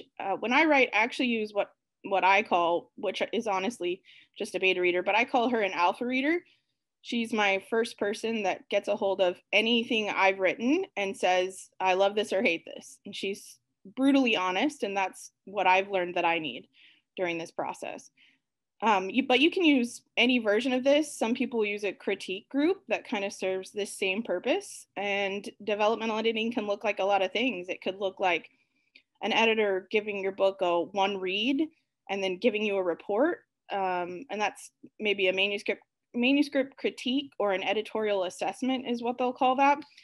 And that's normally just a flat rate service, and they'll kind of tell you, I love this maybe didn't work, you can expand here. It can be very thorough, it can be very short. Or it could be lots of back and forth feedback, lots of emails, maybe Skype meetings, maybe you talk through things. It could kind of look like whatever you need as the author. Copy or line editor, we've pretty much already defined that. That works the same mostly in self-publishing. Proofreader in self-publishing, you'll hear a lot of self-published authors kind of refer to this, but what they're really referring to is like a light copy edit. It's the end stage edit, pick up any last minute typos. In self-publishing, because we're mostly formatting things ourselves, using programs like Word or Vellum or whatever you're using, there's not really a lot of proofing. Like there's not really a final proof copy that an editor is going to get a hold of and check for all of those margin issues. I suppose you could find that, but that's not generally what we're referring to in the self-publishing world when we talk about proofreaders. They're really just like copy editors. And then other things that you have available to you as a self-published author or any author, book coaches, those people can look like a lot of different things too. Sometimes they're just emails. Are you writing? Do you need motivation? They can be that. I'm not super familiar with the service other than I know a few of them, but I know that what they offer can vary widely. And then ARC readers, I kind of just tossed this one in here because I hear this term thrown around. And so if anybody's heard it, just kind of wanted to briefly define it. It stands for advanced review copy readers, and you'll see a lot of people use those to get reviews or to catch final typos. So because sometimes they will be used to catch typos, I threw it in here. So when you're working with an editor, either TradPub or self-publishing, there's a few things that maybe you need to be aware of. So in the TradPub world, you don't have a lot of maybe say in how your editing goes. Your editors are going to give you back all of their notes, back all of their suggested changes, and within reason, you can talk through those. But mostly when you're under contract, you kind of have to go with what the editors are saying. And that's just the truth of how a lot of that works once you're under a contract. With self-publishing, I mean, you're in the driver's seat, so you can decide, I love these edits, I hate these edits, whatever you kind of want it to look like for you. And so that is one reason why some people appreciate self-pub over trad, but trad, those editors a lot of times have decades of experience and they really know what's going to market well. Not that a self-publishing editor won't, but you're working with industry experts for sure at the publishing house level, especially the big houses. So they're going to have some really good tips for you, and they're probably going to know what sells right away. So you're going to get great edits back. And when you're working with self-publishing editors, we typically work in Microsoft Word. That's where edits kind of go. We work with track changes, and you can accept or reject any changes. Again, you're always in the driver's seat with that. And normally you'll send us a manuscript. We'll tell you how long it's going to take. We'll get it back to you, and then we can have as much dialogue as you need after the fact. A big question is how to find an editor. This is a little tough. I would say recommendations are great. So if you can find a recommendation, that's always better than someone untested. But with the caveat that your recommendation should be very familiar with your genre. So if you're writing in literary fiction or you're writing in sci-fi, you probably don't want an editor who only edits poetry, right? That person's going to be great at poetry. They're going to know the genre, but they might not know all of the key bits about sci-fi or literary fiction. So make sure that your editor is familiar with your genre. And then a second kind of tip here is most editors in the self-publishing world will do sample edits or test edits. And a lot of times those are free. Sometimes they're, you know, a very low cost, maybe $50, because it does take them a couple hours to do those. And it'll be maybe a couple pages.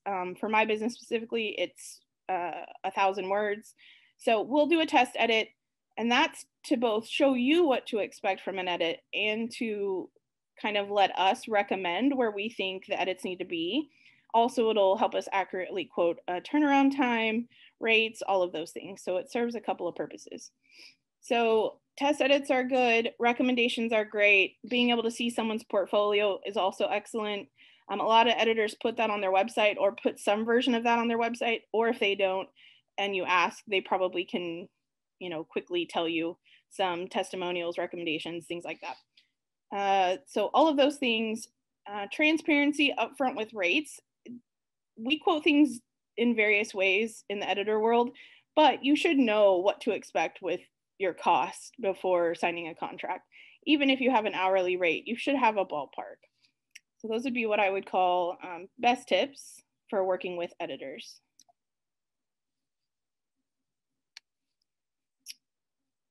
So tips for self-editing. Not everybody likes this first one, but I put it in here just because as a writer, I really believe in this one, and that's read in your genre. Because if you don't know anything about the genre, you're attempting to sell a product, which is what a book is. We all love writing. You know, we're in it for the craft of it. It is an art form to us. All those things can be true, and you can want to sell books. Like, that's okay. But if you're not reading in your book, in your genre, then how do you know if your book is in that genre? Maybe it's not. Maybe you have something completely different. And maybe that one marketing tweak is what helps you sell 1,000 more copies. Who knows? It could be something so tiny. So familiarity with your genre is a sales and editing tip. Also, because within genres, there are kind of editing conventions. In some genres, fragments may be less common to use as a style choice. Some genres, and I'm mostly speaking fiction versus nonfiction, parentheses are kind of not super cool, things like that. You'll know those little tips and tricks. Your editor should also know those because, again, you should be finding an editor familiar with your genre, but in general, maybe read in your genre. Find a critique group is a great tip. We have lots of cool local ones here, at least 4 or 5 that I can think of off the top of my head that are active virtually or in person. That's the scariest process, is the first time you go to a critique group, but it's also one of the most valuable processes because not only will you learn things about your manuscript, but you'll learn how to give critique to others, and you'll learn what kind of critique you're looking for as an author.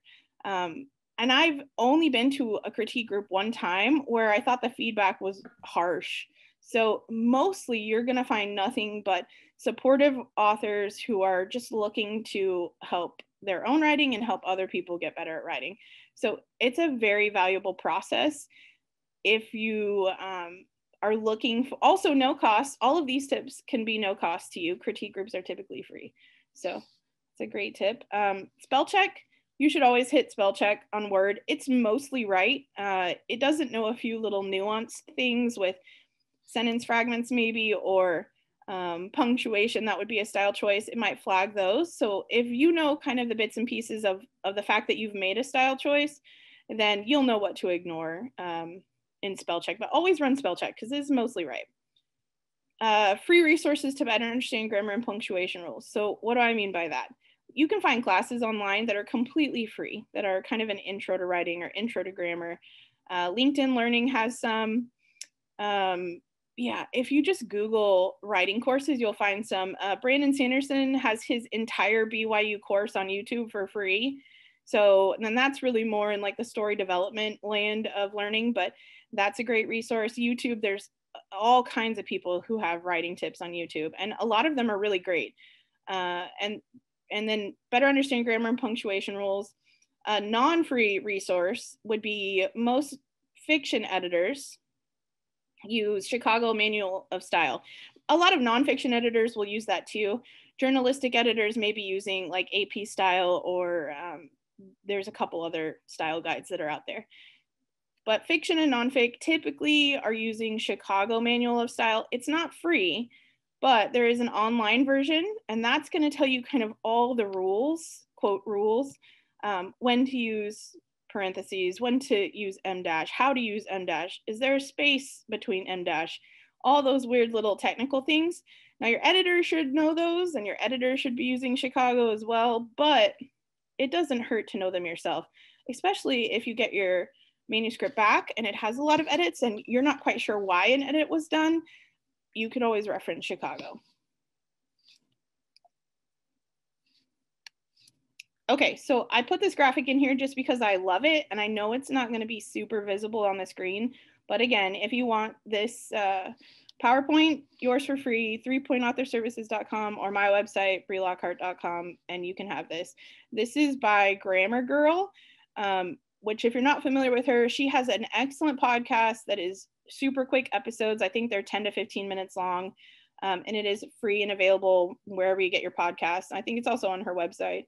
But she has lots of tips on, and I have to actually reference her stuff sometimes because there'll be a really obscure reference in a book that maybe doesn't have a style guide, but she's gone through and done the research and, you know, when did this word come about? Why would we treat it a certain way? That's kind of the editor's job, is to understand where words came from, why we use them the way we do.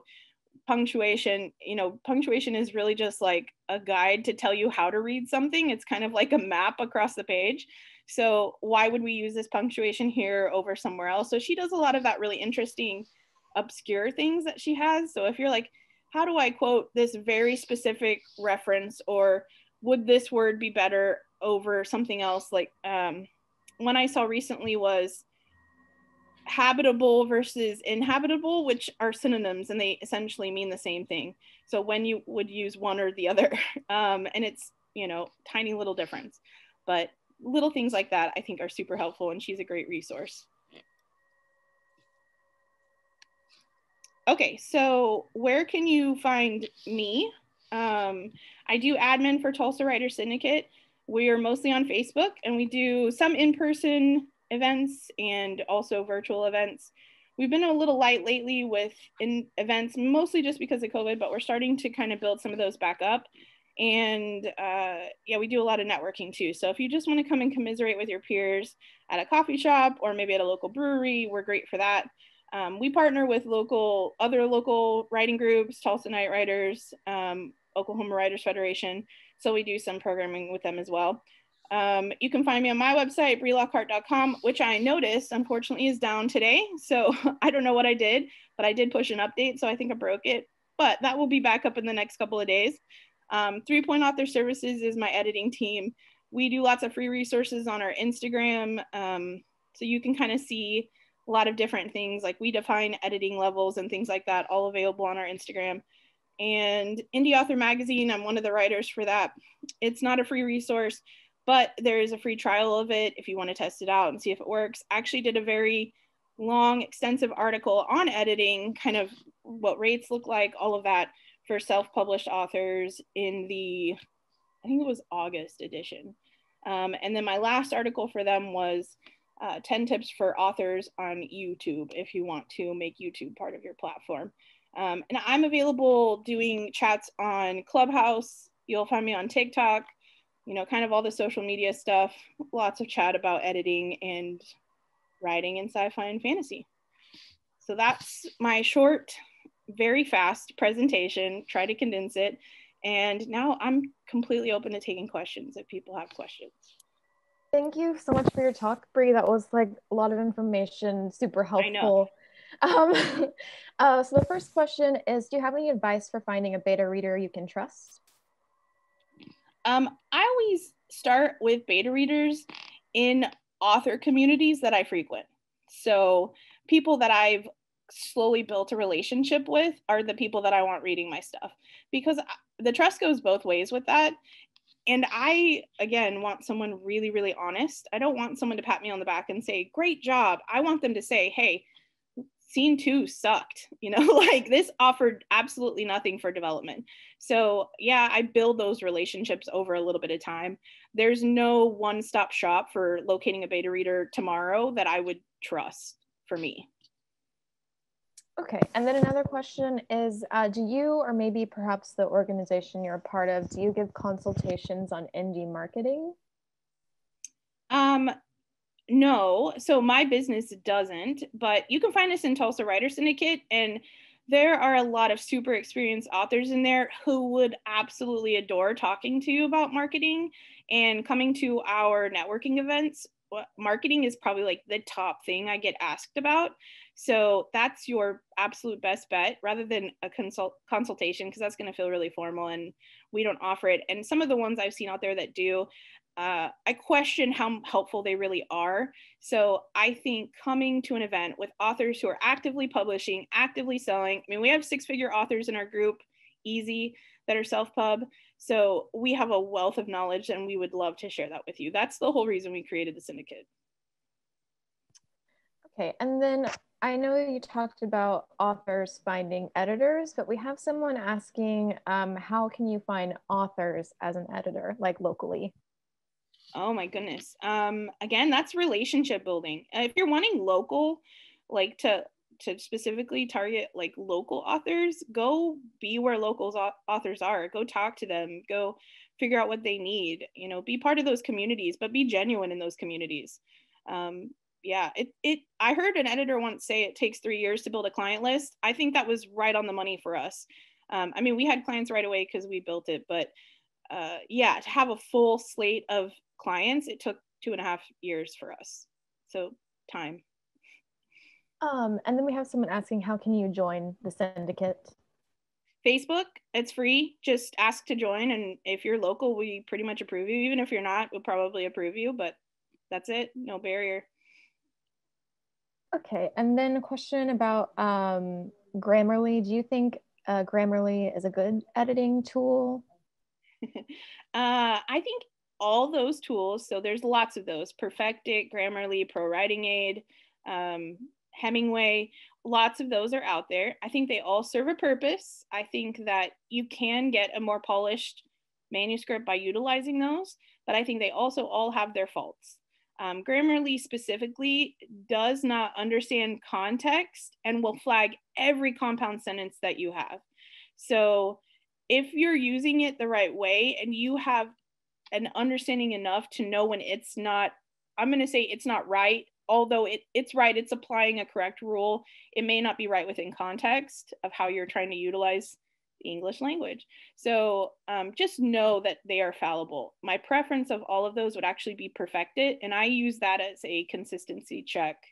As an editor, most editors use something like that as a consistency check. And the great thing about something like Perfectit is it's really good at finding repetitive words or inconsistent usage of something. So if I've put no spaces between my em dash, it'll notice if there's a space in an em dash on page 64 that I missed. So. Okay, I think we're still waiting on a couple more questions, but you said, so you have your website information, you had it on the slide. So you have 2 books out, right? Are you working on like a third? Or so I'm always in anthologies that come and go. I mean, I've had like 7 or 8 books published of anthology work. I have 1 full length that's out right now, and the sequel as soon as I have time. I'm just super busy. But yeah, I have a couple books that were supposed to come out this year that I'm just behind on my own personal writing on. And then I'm actually launching a pen name, hopefully in January, for Cozy Mystery. And then I have like a super secret poetry pen name that's got a few things out and about. That's exciting. Okay, so we do have a couple more questions. What is the biggest mistake you see self-editors make? Oh my goodness.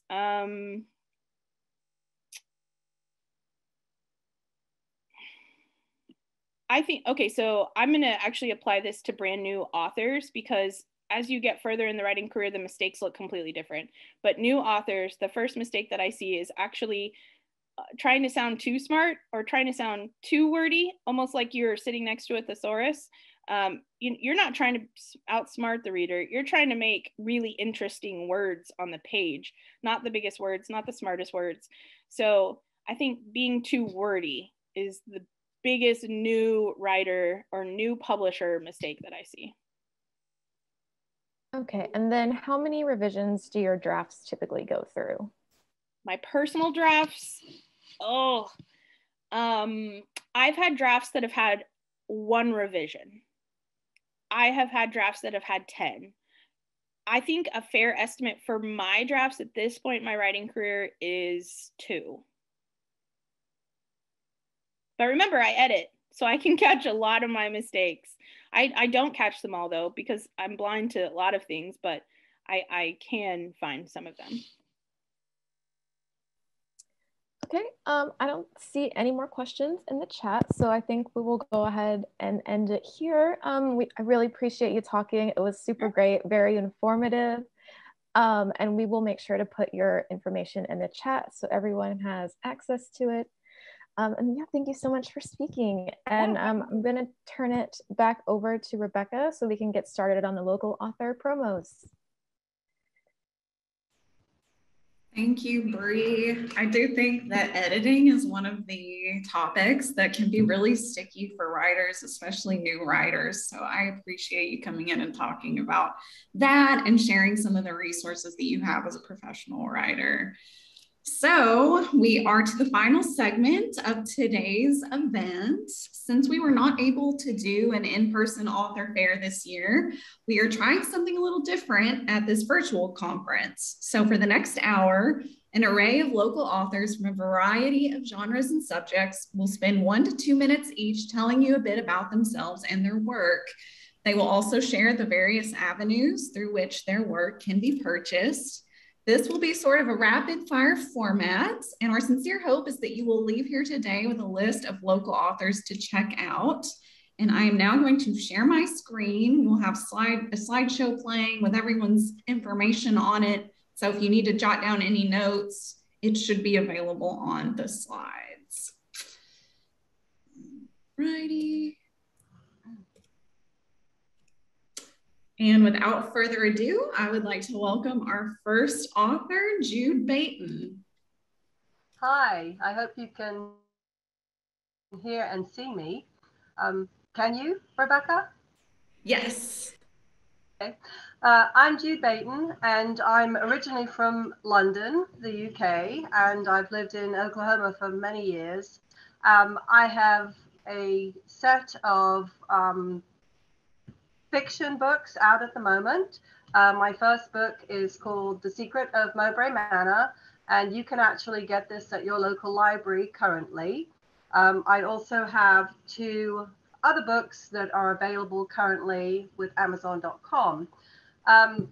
All 3 books are historical mysteries. I like to compare them to the works of Victoria Holt, who was very popular in the 80s and the 90s. Little bit on the Gothic side, there a little bit of light romance, but the focus is definitely on the mystery.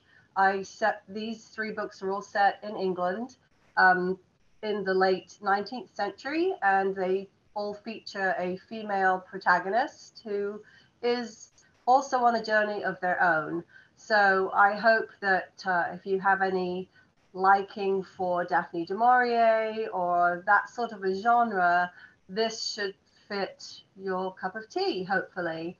And I also would like to say thank you to the library for giving us an opportunity to get our voices and our words out there, because it is very difficult to have people find you when there are an awful lot of books out there, which is really a good thing because I'm an avid reader too. But thanks for the opportunity, and if you fancy a trip to Victorian England, I hope you can pick up my book at the library. And thanks again. Thank you, Jude. Okay, our next author is Sally Britton. Okay, so I kind of have an unofficial rule. If the author does not unmute or turn on their video within the first few seconds, I will just read the content of their slide. So Sally Britton, pictured here, is an author. She's written 2 books, Silver Dollar Duke and Rescuing Lord Englewood. And she actually has a landing page for herself as an author. If you'd like to visit that and check out more about her, it is www.authorsallybritton.com. Up next, we have Keisha Bush. Okay, it appears we may be in the same boat with Keisha. So although all of the authors may not be here, I am excited that we'll still be able to share information about their work. Keisha also has an author website. You can visit her at keishabook.com. And right now she has one published title, No Heaven for Good Boys. Up next, we have Dr. Margot Bush. So Margot Bush is another local author, can be found at bushpublishing.com. And she has written a self-help book called Dream Big and Live Big. Up next, we have Janice Buswell. Hello, it's good to be here. So I'm Janice Buswell, and I'm from Northern Maine originally, transplanted in Oklahoma for about 23 years now, so it's home. And I'm author of the Paradoxon series. And a multifaceted communicator, speaker, and blogger. And one thing that's always captured my heart is the surprising truth of fiction, because the best stories always tell us something that's true about ourselves or our lives or our world. And so that's how I got started writing this book and this series, actually, where the kind of the best of old literature that I loved collides with the energy of the new modern writing, and takes us on a thoroughly paradoxical journey where we meet a girl named Bre. Now, Bre is born in a very stratified city socially, and the poor are in nightly physical violent conflict. And Bre can feel that it's reaching this breaking point. She doesn't know what to do about it or even exactly why it's happening. So she gets a mysterious invitation to leave the city, which she's never done before. And she's promised some training and some answers to her questions that supposedly will help. Now, the catch is that 4 other young people are also invited on this journey, none of whom know each other, and all of them are from different social strata. And together, they have to learn to master this paradox of a dying love, which is essentially a selfless kind of love. If they can learn it well enough to work together, then they just might have a chance to save their city. So that has been the journey I've been on with this series. Thoroughly enjoyed writing it. And if you're looking for something deep and driving, an adventure that you can lose yourself in and then find yourself in it again, the Paradoxon series might just be for you. I call it light fantasy. It's just a little different than this world. Nothing too crazy, but a little different. And if you want to know what the work is like, basically take everything you know about the old and everything you know about the new and wad it up and throw it away, and then just sit down and enjoy the story. And that's kind of what it will be like, but it is super fun. And yeah, I also write some nonfiction stuff too on my Radical Simplicity blog, but the blog site is paradoxon.press, and fun to see all your faces. And thank you so much, Jess, to the library for letting us be part of this. So grateful for you guys. Thank you. Thank you so much, Turtleneck Gang. I really enjoyed hearing about your work. Thank you so much for participating today. Okay, and then up next we have Jennifer Campbell. Hi, Rebecca. Thank you so much for having us. This was really great. I absolutely enjoyed all of the presentations. My name is Jennifer Campbell, and I write a series called Phantom Elements, and it is a young adult series of ghost stories, scary stories, all that. I was a school librarian for a really long time, and my students were saying, this isn't scary enough. We want some scary stories, and we want them in our home, you know, in Oklahoma. So I ended up writing books just for them, and I had never planned on publishing them, but you know, my son's basketball team, they wanted to get matching jackets. So I ended up publishing them and then selling them. This is my first one. This is a water ghost. This is set in Peru. This is Out of the Fire. This is set in downtown Tulsa, and this is carved in stone, and it is set in Heavener in the around Lake, where they found all those rune stones and stuff. It's pretty cool. You should check it out. But yeah, I sold so many that we were able to get matching jackets and matching backpacks. So every time he has a event, you know, I put out another book and we're able to get like matching sweatshirts. So that's cool. I donate all my royalties to his team, and I really like youth sports, and I really like ghost stories and all that scary stuff. So thanks for having me, and I hope you check it out. We certainly will. Thank you, Jennifer. Up next, we have Karina Campbell. Hello, everyone. I'm Karina, and I write historical fiction. I write stories to inspire young people to embrace their God-given identity and make a positive impact on the world. So my novel, it is the first novel in the series Hope on the High Seas, and it is about a teenage girl named Ruth who is living in the 1600s. Now, Ruth accidentally ends up on a cargo ship, and of course, she's not very happy about that. She wasn't expecting to be on a cargo ship, but she finds herself there anyway, and she has to learn how to deal with the sailors. They're rough, they're rowdy, she's not real comfortable around them, but she finds that this is actually potentially an opportunity to be a light to them and be kind to them and make an impact for them. And in this world, this situation she finds herself in, it's got some fun adventures, some great themes that I know all of my fellow Oklahomans value, such as courage and loyalty and standing up for what you believe in. And so if you like adventure, if you want a fun read, if you like middle grade or young adult, or maybe you have kids or teenagers that would enjoy this type of story, you can find it on Amazon in both paperback and ebook. And it also makes a great family read aloud. So be sure to check that out if you're interested. You can also find me on social media at Karina's Adventures. I have an AuthorTube channel where I talk about both how I wrote this story, as well as writing tips for if you want to create your own fun, exciting, and uplifting stories. And of course, I just have a generally fun time over on Instagram. I love history, I love writing. So yeah, thank you for having me. I'm so honored to be here with all these other authors, and be sure to check this out if you're interested. And I'm really enjoying hearing from all my fellow authors here as well. So thank you for this opportunity. Thank you for being here, Karina. All right, up next on the docket, we have Hunter Cates. Am I up? Yes, you are. Okay, perfect. You did such a good job describing the other ones. I was almost thinking about passing the baton and letting you handle it, but I have a presentation nevertheless. So as said, my name is Hunter. I'm the author of Oklahoma's Atticus, which can be found on Amazon.com, as well as in Magic City Books or at the Tulsa Library. And then I'm also the president of a local advertising agency called Cates Creates. Oklahoma's Atticus is my first book and is a true crime murder mystery and courtroom drama that took place right here in Tulsa 70 years ago. And I'll read the description quickly. In the spring of 1953, an 11-year-old girl named Phyllis Warren was found raped and murdered in the slums of Tulsa, Oklahoma.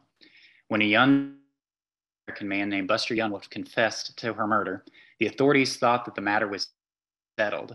That is, until Buster recanted his confession, saying that he had been coerced by the authorities. Nobody believed him when he said that he'd been threatened and used by the police. Nobody except me, the public defender, Elliot Howe. The murder of Phyllis Warren and the Buster Youngwolf was national news, being covered in Newsweek and Redbook.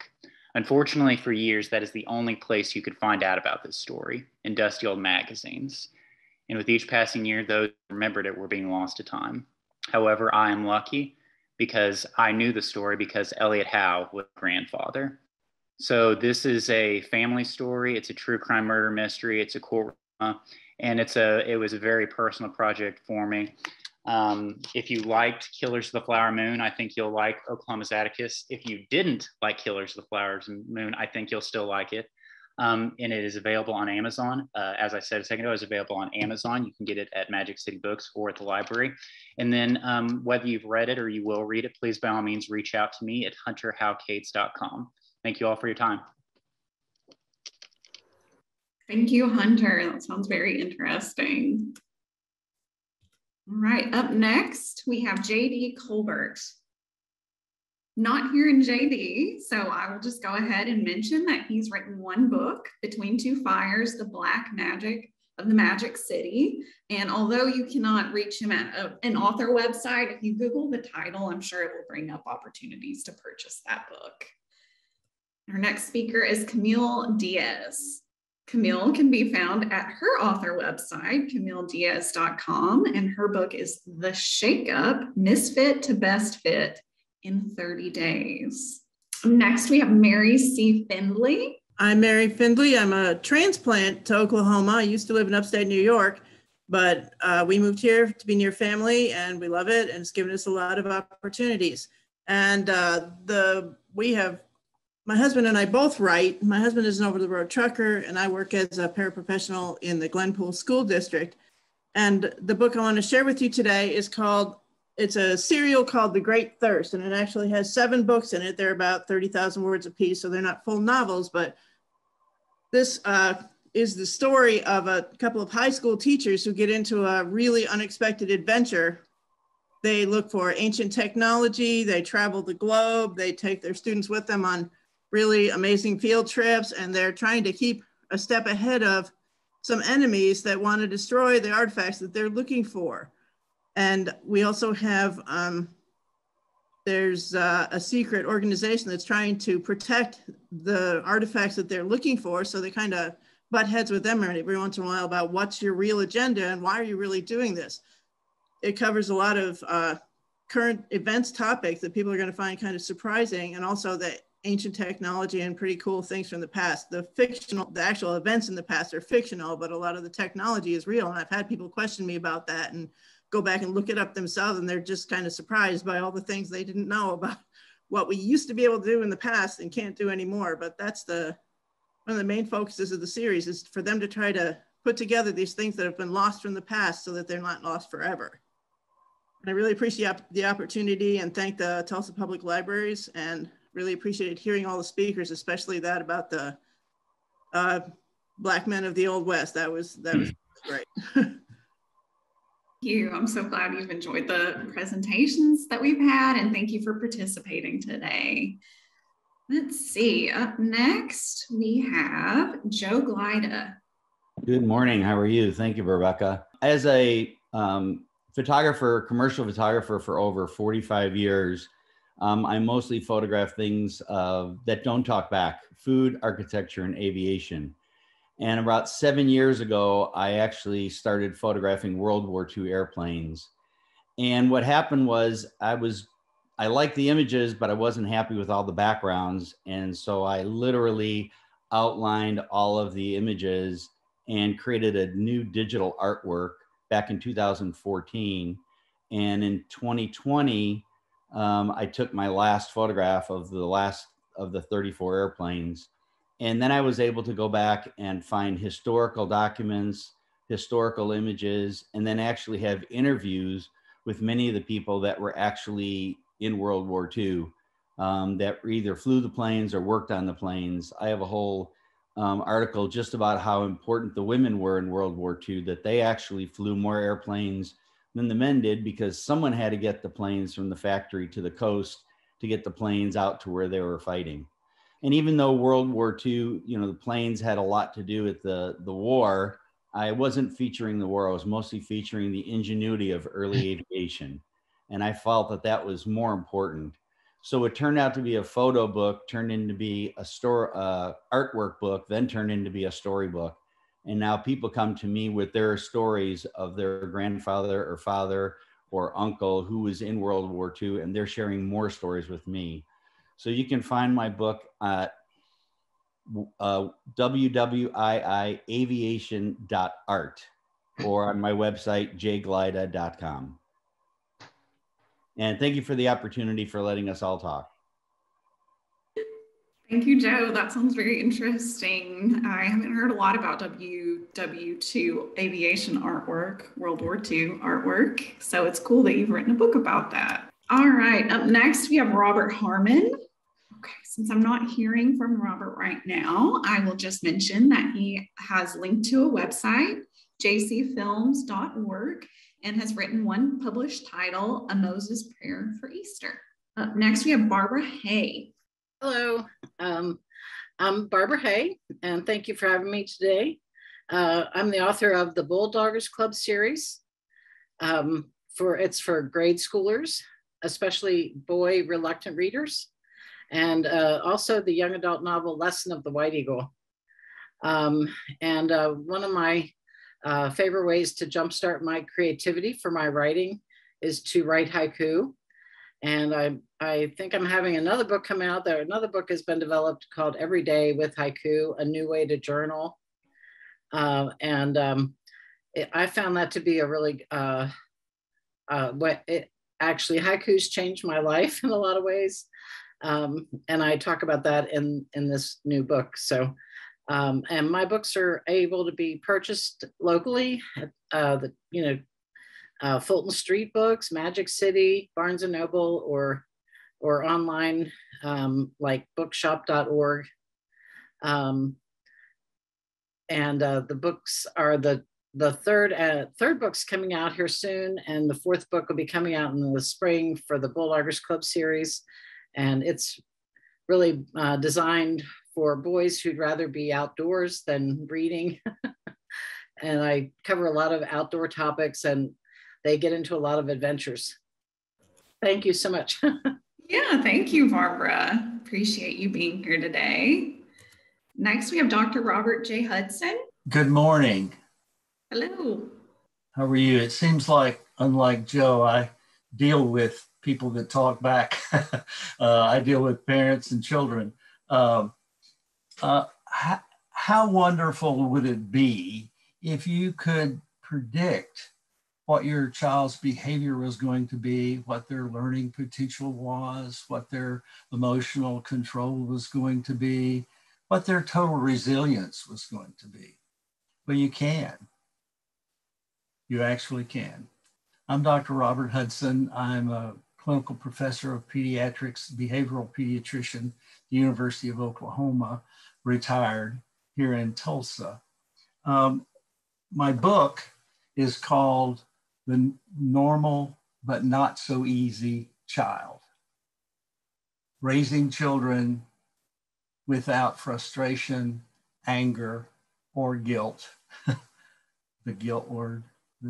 Anyway, this is a brain science book and a research book, and over 40 years of experience in general pediatrics, and then the last 20 in behavioral pediatrics, and some research in early childhood development. Children come in two flavors: easy and not so easy. The one thing I'm certain of is if you have a not so easy child or children, you're going to need some help. And that's why the advice that so many give don't work, is because a child is an individual. They're not like all the other children. And you need to know how your child's brain is wired. It's been given the genetic structure at birth. We can measure it at 3 months. It's stable by 18 months. My team looked at 1,100 pre-K students in the Broken Arrow public school system about 7 years ago in the early part of the year, about 8 weeks into school. And we assessed them and said, okay, these are the children that are going to have behavioral issues, and these are the ones that are going to have learning issues. And we followed them for a year, and we were successful. It's not that difficult to know how they're wired. They're all a little different, but they have some similarities. And my book is really a guide at how to understand how your child's brain works, and what you can do to help the struggles, particularly if they're a not so easy child. If they're an easy child, pretty much anything will work and you can take the credit for it. But if they're not so easy, then you need some special help, and this guide would help. My website is Dr. Bob at NSEC, notsoeasychild.com. You can Google that. There are interviews. The president of the university interviewed me. That's on NPR. That's you can find through the Google. The book is sold through Amazon. The Normal but Not So Easy Child. Thank you so much, Rebecca, and thank Tulsa County City Library. Thank you so much for sharing about your book. It sounds very interesting. All right, next up we have Troy Demetrius Johnson. Hello, everyone. Can you hear me? Yes. Great. Again, my name is Troy Johnson, and I'm actually the founder and webmaster of AALBC.com, which stands for the African American Literature Book Club. It's a 25-year-old website where I sell books written by or about people of African descent. The book, and I'm originally from Harlem, and I've been in Tulsa for about a year now, and thank you all for this opportunity. The book I'm sharing with you now, I wrote the introduction to. It's called Voices of the Harlem Renaissance, and it was originally published 100 years ago under the title of The New Negro and Interpretation.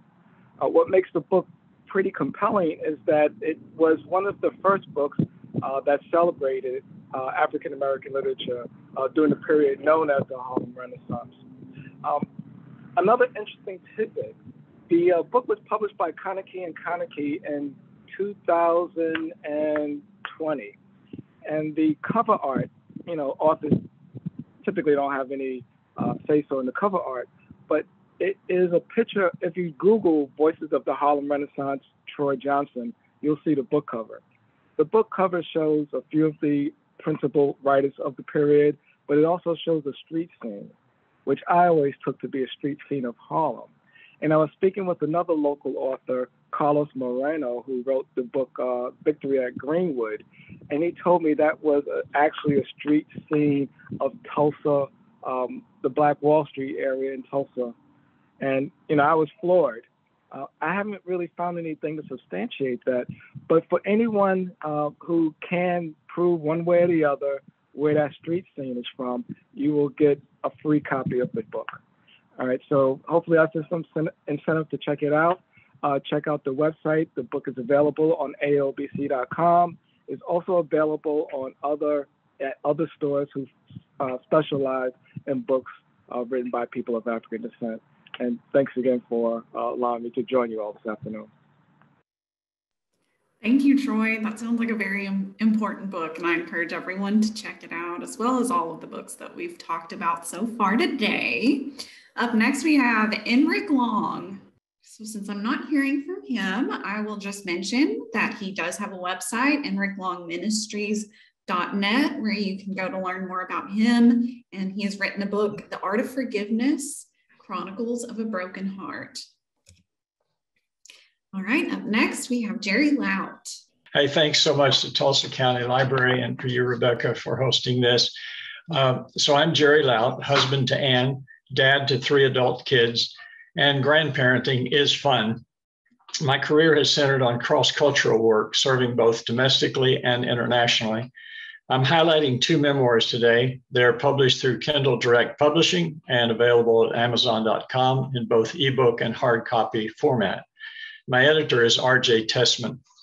My next work, soon to be published, is nonfiction. It's titled Inside Out.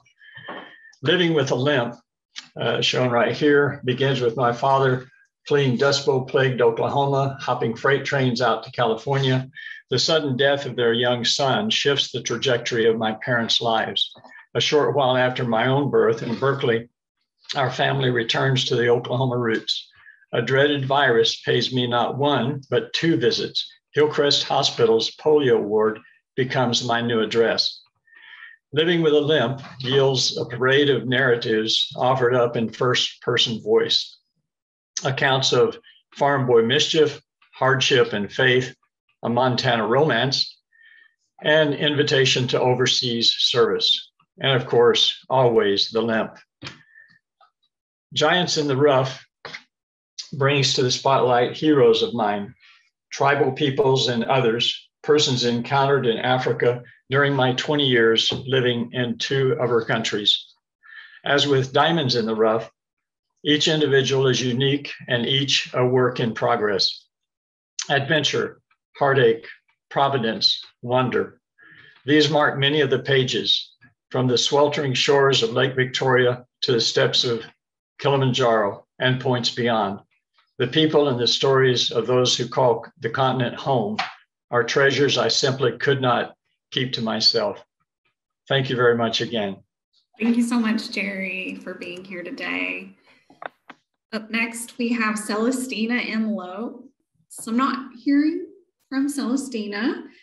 She has written one book. It's called Emotions of Time Inside Myself. If you Google that title along with her name, I'm sure more information will appear on Google about how to purchase her book. And up next, we have Becky Marietta. Okay, I'm not hearing from Becky. She has an author website that can be found I'm sorry. Oh, okay, great. No problem. I'm glad you're here. I didn't expect us to be going this quick. My name is Becky Marietta. I am the author of White River Red, a novel. It is a historical fiction based on a woman in Northwest Arkansas. It's published by Touchpoint Press. It was published in April of this year. In 1906, Forestina Bradley Campbell ran away from home to join the circus. And at the age of 15, she was at the circus for a while, and then she moved on to the carnival, where she had a betting game that involved live rats. She also had an illegal moonshine business and dance hall along the White River. She had bright red hair, so this is where she got the name White River Red. My book is available on Amazon in paperback and Kindle. It's also available on Barnes & Noble. I think is Nook and hardback and paperback as well. And let's see, coming December 7th, it will be available in audio through Tantor Media. So thank you. All right, thank you, Becky. Up next, we have Naomi B. McDonald. Hi. Hello. I'm glad to be here, and thank you for having me. And it's been wonderful listening to all the presenters, so I thank them too. Both of my books, They Sing to Our Souls, The Animals Speak, and A Way to Me, My Love, A Sheepdog's Tale of Two Lives, are results of my, I guess, two professions. One, I'm an animal communicator or a pet psychic. So They Sing to Our Souls is a result of many, many clients over the last several years. And there's 25 stories in here that taught me and my clients about life and about so many different things that I wanted to share those. So I put those in this collection. And then A Way to Me, My Love, A Sheepdog's Tale of Two Lives, is a result of, I'm a spiritual teacher and life coach. And I find that people learn through entertainment and they learn through stories. And so this book, like many memoirs, are, I hope to share my experience that might help others. But if you took Marley and Me and Seabiscuit and A Dog's Purpose and wound it all together, that is A Way to Me, My Love, A Sheepdog's Tale of Two Lives. So it's kind of a fun ride that I really hope people will be able to bring little tidbits into their life and maybe think about. This book is on Amazon and all major retailers. It is available in hardback, paperback, Nook, and audio. They Sing to Our Souls is on Amazon and also on my website. It's paperback, ebook, and audiobook. I've taken this book and divided it into 4 lovely little booklets that we use as gifts. Because pet passing, getting new pets, listening to your pets and using your imagination. So these are gift books that come with a little prayer and a little note from the sender. And those are also available on my website. So this has been absolutely wonderful. And thanks for having me. And Rebecca, thanks for all the work that you're doing. Thanks. Oh, thank you, Naomi. Certainly a cute puppy in your picture there. All righty, so next up we have Larry Mitchell Jr. Hello, everyone. It's great to attend this local authors conference here. My first time. I've been very informative information as a new local author. Like I said, my name is Larry Mitchell. I am the author of the fiction book titled Corrupt City, This City Has No Limits. My love for suspense drama and my passion for writing was all I needed for Corrupt City to be born. Readers who wish to experience a good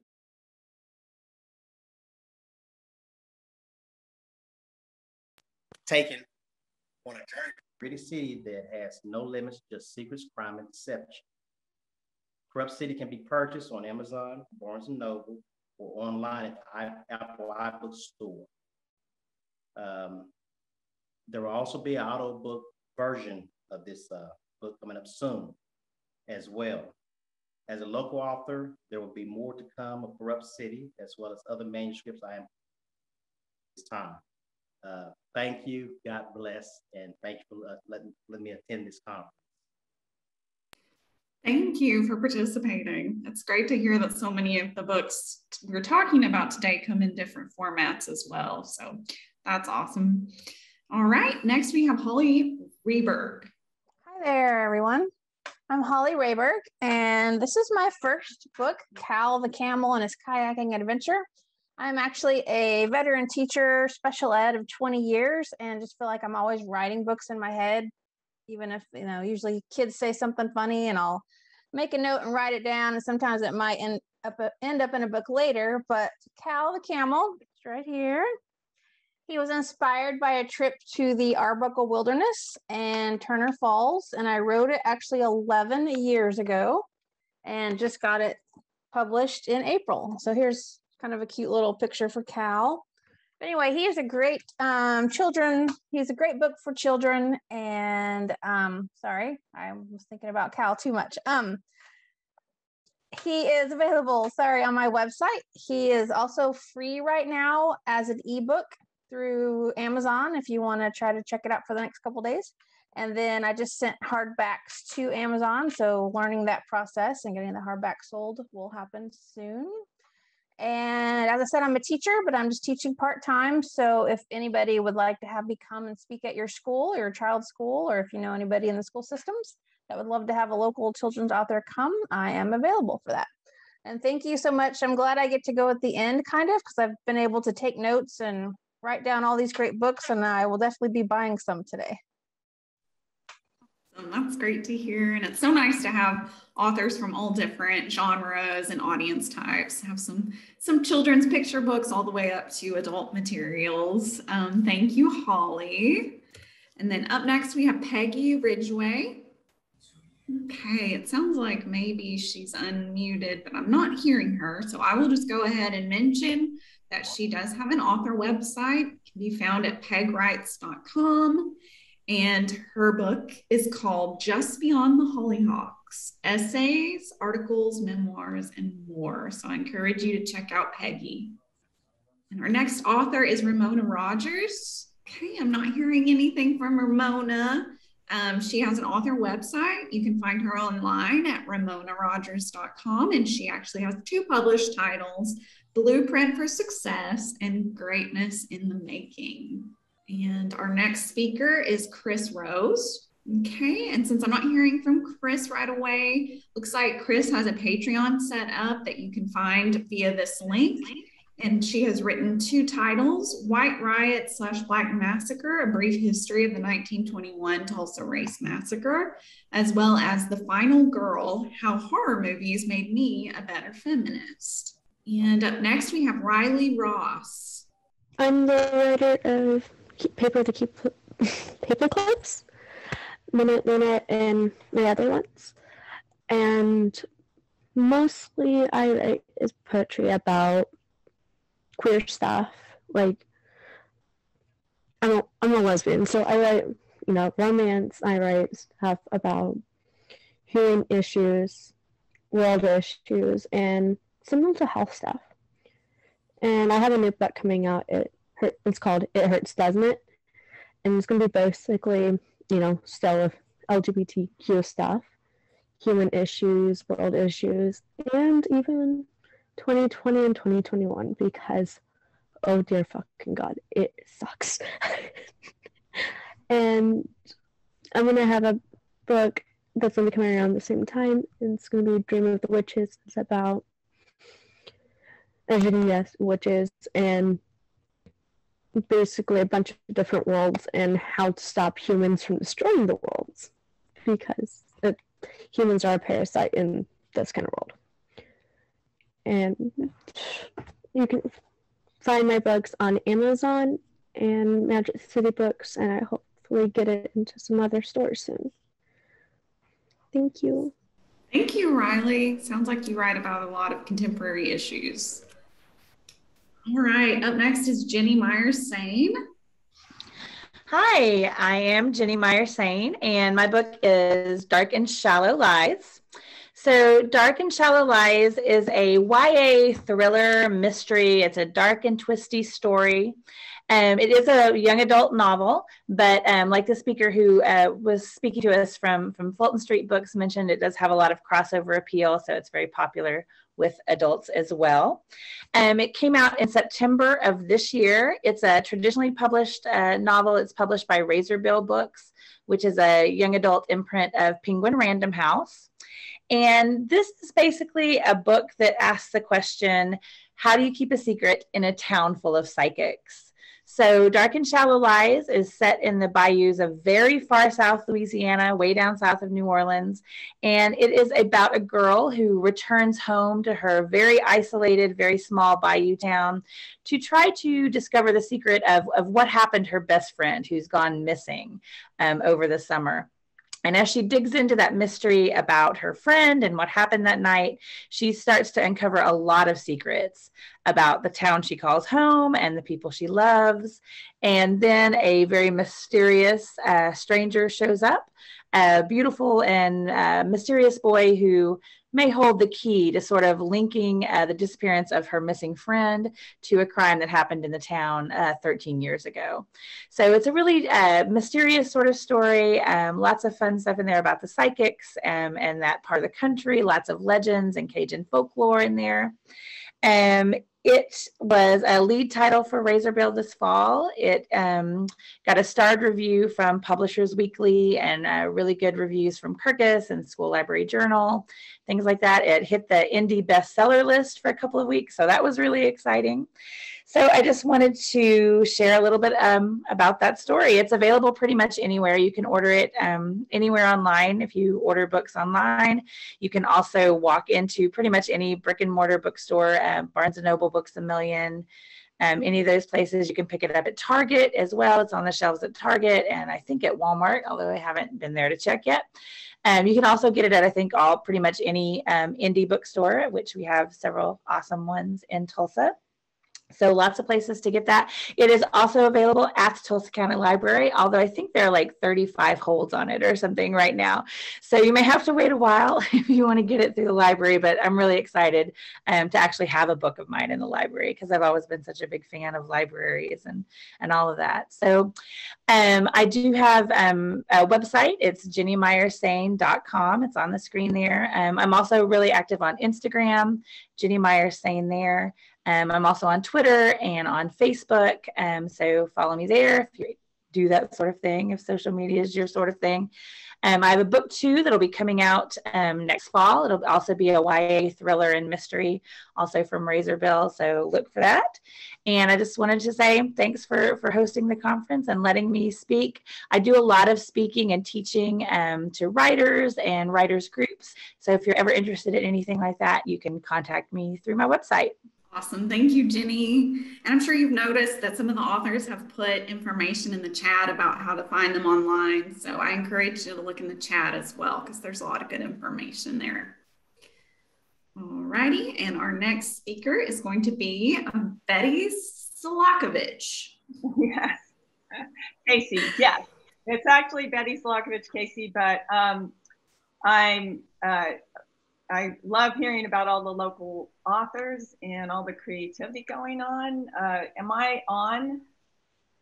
Can you see me? Anyway. I can see and hear you. Okay, thank you. Thanks for doing this to the library. I, of course, love the library. I am the author and illustrator of 3 children's books, May Finds Her Way, Prince of the Prairie, and That Is a Hat. They're based in specific places and specific environments, because those are the types of books I like and that my kids liked when they were younger. And I feel like having that environment inspires children to maybe learn about that place, but maybe think about it more. I know that Alaska was always interesting to me because I thought it was such an exotic place when I was little, and I loved the totem poles and the indigenous people. So that one, May Finds Her Way, is based on an Iditarod sled dog, and it's a true story, although animals did not talk in the actual Iditarod. Also, and then Prince of the Prairie is a book about a buffalo who goes back to the tall grass prairie. I also love the tall grass prairie, so I wanted to write a book about that. The bison is also the national mammal, so I think that's a special added bonus for this. And both of these books have informational pages at the end, so parents, teachers, or even kids can learn a little bit more about some of those areas. And then That Is a Hat is a great early reading book. And it has a lot of repetition, some rhyme in it. So it's great for those young readers and early literacy. And it also, I call it dramatic irony for kids, because it does have some humor in it that kids are aware of, but the animals in the book are not aware of. So 4-year-olds find this hysterical. My next book will be coming out. It's called The World is Blue. I'm just illustrating that, not writing it. And that focuses on what kids can do for the environment and for the planet. And these are all published by Roadrunner Press, which is a traditional publisher, indie publisher in Oklahoma. So if you want to support Oklahoma books and Oklahoma publishers, that's a win-win. The books are available locally at Eleanor's Bookshop, Tulsa Toy Depot, Magic City, Barnes & Noble, online at bookshop.org, barnesandnoble.com, and amazon.com. And if you go to Roadrunner Press, I do book talks, book readings, those kinds of things. So if you're interested in that, I am available for that. Thank you. Thanks so much, Betty. All right, up next, we have Crystal Shaw. Crystal Shaw, I am not hearing from her right now. She has written one book, OMG, I failed the NCLEX again, WTH. It is a book that helps people preparing for the NCLEX exam, which is a type of nursing test. And you can find more about how to purchase her book at amazon.com. Up next, we have Mohab Solomon. Hi, everyone. I hope you can hear me. I hope you can see me okay. Hi. Thank you. My name is Mohab Solomon, and I have this book that I just put out. It's called Homes. And I'm just so excited to finally have this book out. It's been kind of years in the making. It's an accumulation of kind of postmodern nature poetry, really, and kind of a travel log through an immigrant perspective, dealing with the Great Lakes region in its entirety. This massive ocean that we have in the middle of our continent, that in so many ways kind of captures our I think modern relationship with nature as a really thoroughly industrialized space, with a really complex history as far as North America goes. And I grew up mostly in Ohio, actually, and I've lived in Michigan and Toronto and Montreal, and most recently Minnesota before I came down to Tulsa for the Tulsa Artist Fellowship, which I've been a part of for 3 years. And that was a huge part of helping me kind of put this book together. So yeah, I was really excited to have the opportunity to kind of connect with Tulsa specific audience and, other Tulsa authors, and just hear about, kind of the local literary community that I've been slowly but surely getting to know here. And yeah, the book kind of really, I think, tries to sit in that overlap between, you know, nature and culture, if we can really say that there is a difference there, and kind of wrestle with environmental issues while also kind of still trying to, you know, embrace the idea that there is still wilderness out there that we, you know, really like seek to connect with, and kind of looking through a really personal travel perspective at, you know, this, you know, the relationship that we have, and thinking about the Great Lakes region, like I was saying, kind of in its, you know, entirety. So I hope you can just kind of go out and find this and, you know, check out some of the poems. And I think they'll kind of really connect with the ways that so many of us might, you know, find ourselves kind of relating to nature in our time. Awesome. Thank you so much for sharing and participating today. All right, up next we have VR Stockton. Hi everyone, I'm Victoria Stockton, and this is actually my first publication under my own name. I'm used to writing under a pen name, but A Collection of Nightmares is, well, it's a collection of all the nightmares that I can remember having as a child, and it's both short stories and poetry that I've written. I published it on Kindle myself through the Kindle Direct Publishing in September of 2019. And I kind of had to take a break, these being our times and everyone being busy trying to stay home and stay safe. But I'm hopping back into writing this year. And when I found out about the conference, I knew I had to give it a shot. So thank you so much to the library and everyone here. I've had a great time listening to everyone and getting some resources. So thank you. Yeah, thank you so much, Victoria. And I just want to say, before we get any further, you know, how much I admire everyone who is here today presenting on their work. I think it's so neat that we have such a vibrant writing community here in Tulsa with so many authors who publish on such a variety of topics. So we appreciate you, and I'm so glad that you've been here today and have shared with us about your work. And up next, we have Alan Vanderberg. Thank you, Rebecca. My name is Alan Vanderberg, author of the book EQ, Kill the Radio Star, How Emotional Intelligence Can Crush or Crash Your Organization. It looks like this. The publisher told me the best time to launch a book was during a pandemic, and that is totally not true. We operating on the idea of some work that Daniel Goleman did in the early 90s, that 75% of a person or team success is not their IQ. And so the book kind of explores this correlation between how rock bands are formed, because you need a drummer and a guitar player and a singer, and how work teams are put together. And they're both put together for IQ, and how they implode is basically low emotional intelligence or a low emotional quotient. So if you think about how a rock band implodes, it's ego, it's drama, it's credit, it's all that stuff. And the same applies when in the workplace as well. So I was a public speaker for about 10 years around the world, and people kept asking me where this book was around this topic, because I would always put in emotional intelligence and rock bands. And so the book kind of deep dives into a couple of different rock bands. U2 has been together for 40 years, and the Beatles which were basically around for about 10 years, and their IQ and EQ journey. So it takes a little bit of a dive into that. And then the book ends with a presentation of 6 EQ emotional quotient skills that you can use to better understand yourself and more effectively interact with others. I had a great time doing it. It launched like February 2020. We had a big launch party, and it just had some things going across the country, and then, you know, it is what it is. But having a great time with it. I really appreciate you, Rebecca, having me on today. You can find the book at Barnes & Noble, Amazon, and then also alanvanderberg.com. So thank you so much for having me. I appreciate it. It's a great event. Thank you for being here, and I hope that your next book launch is not during a pandemic. Oh, it's all good. It's all good. Thank you so much. Up next, we have Karen Vega. Hi, I'm Karen Vega. I'm the author of The Girl with No Soul.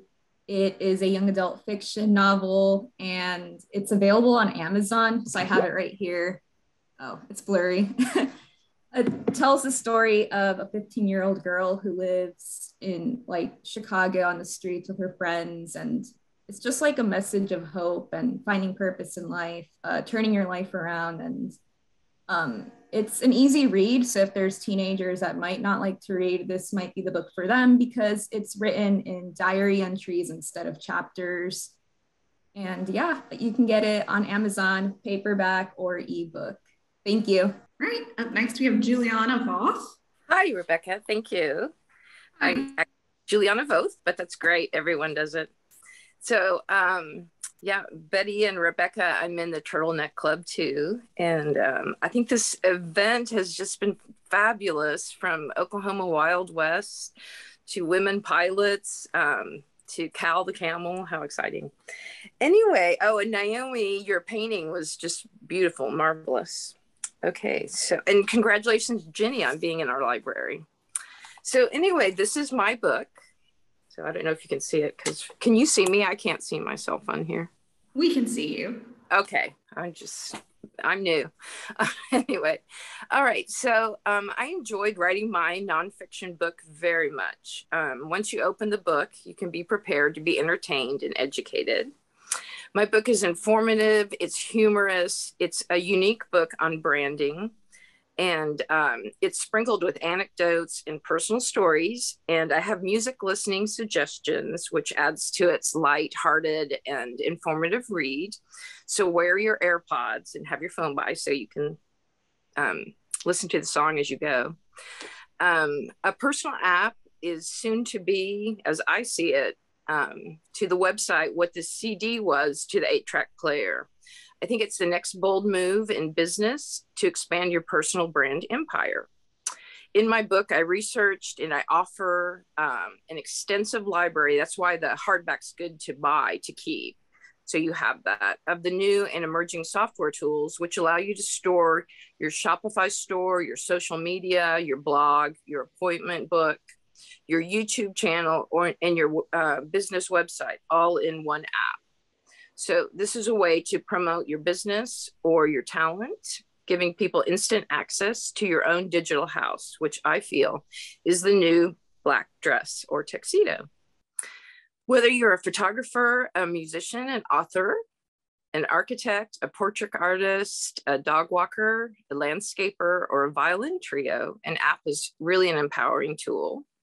And as a musician, you can put out real-time alerts to your followers and let them know an album is released or show dates.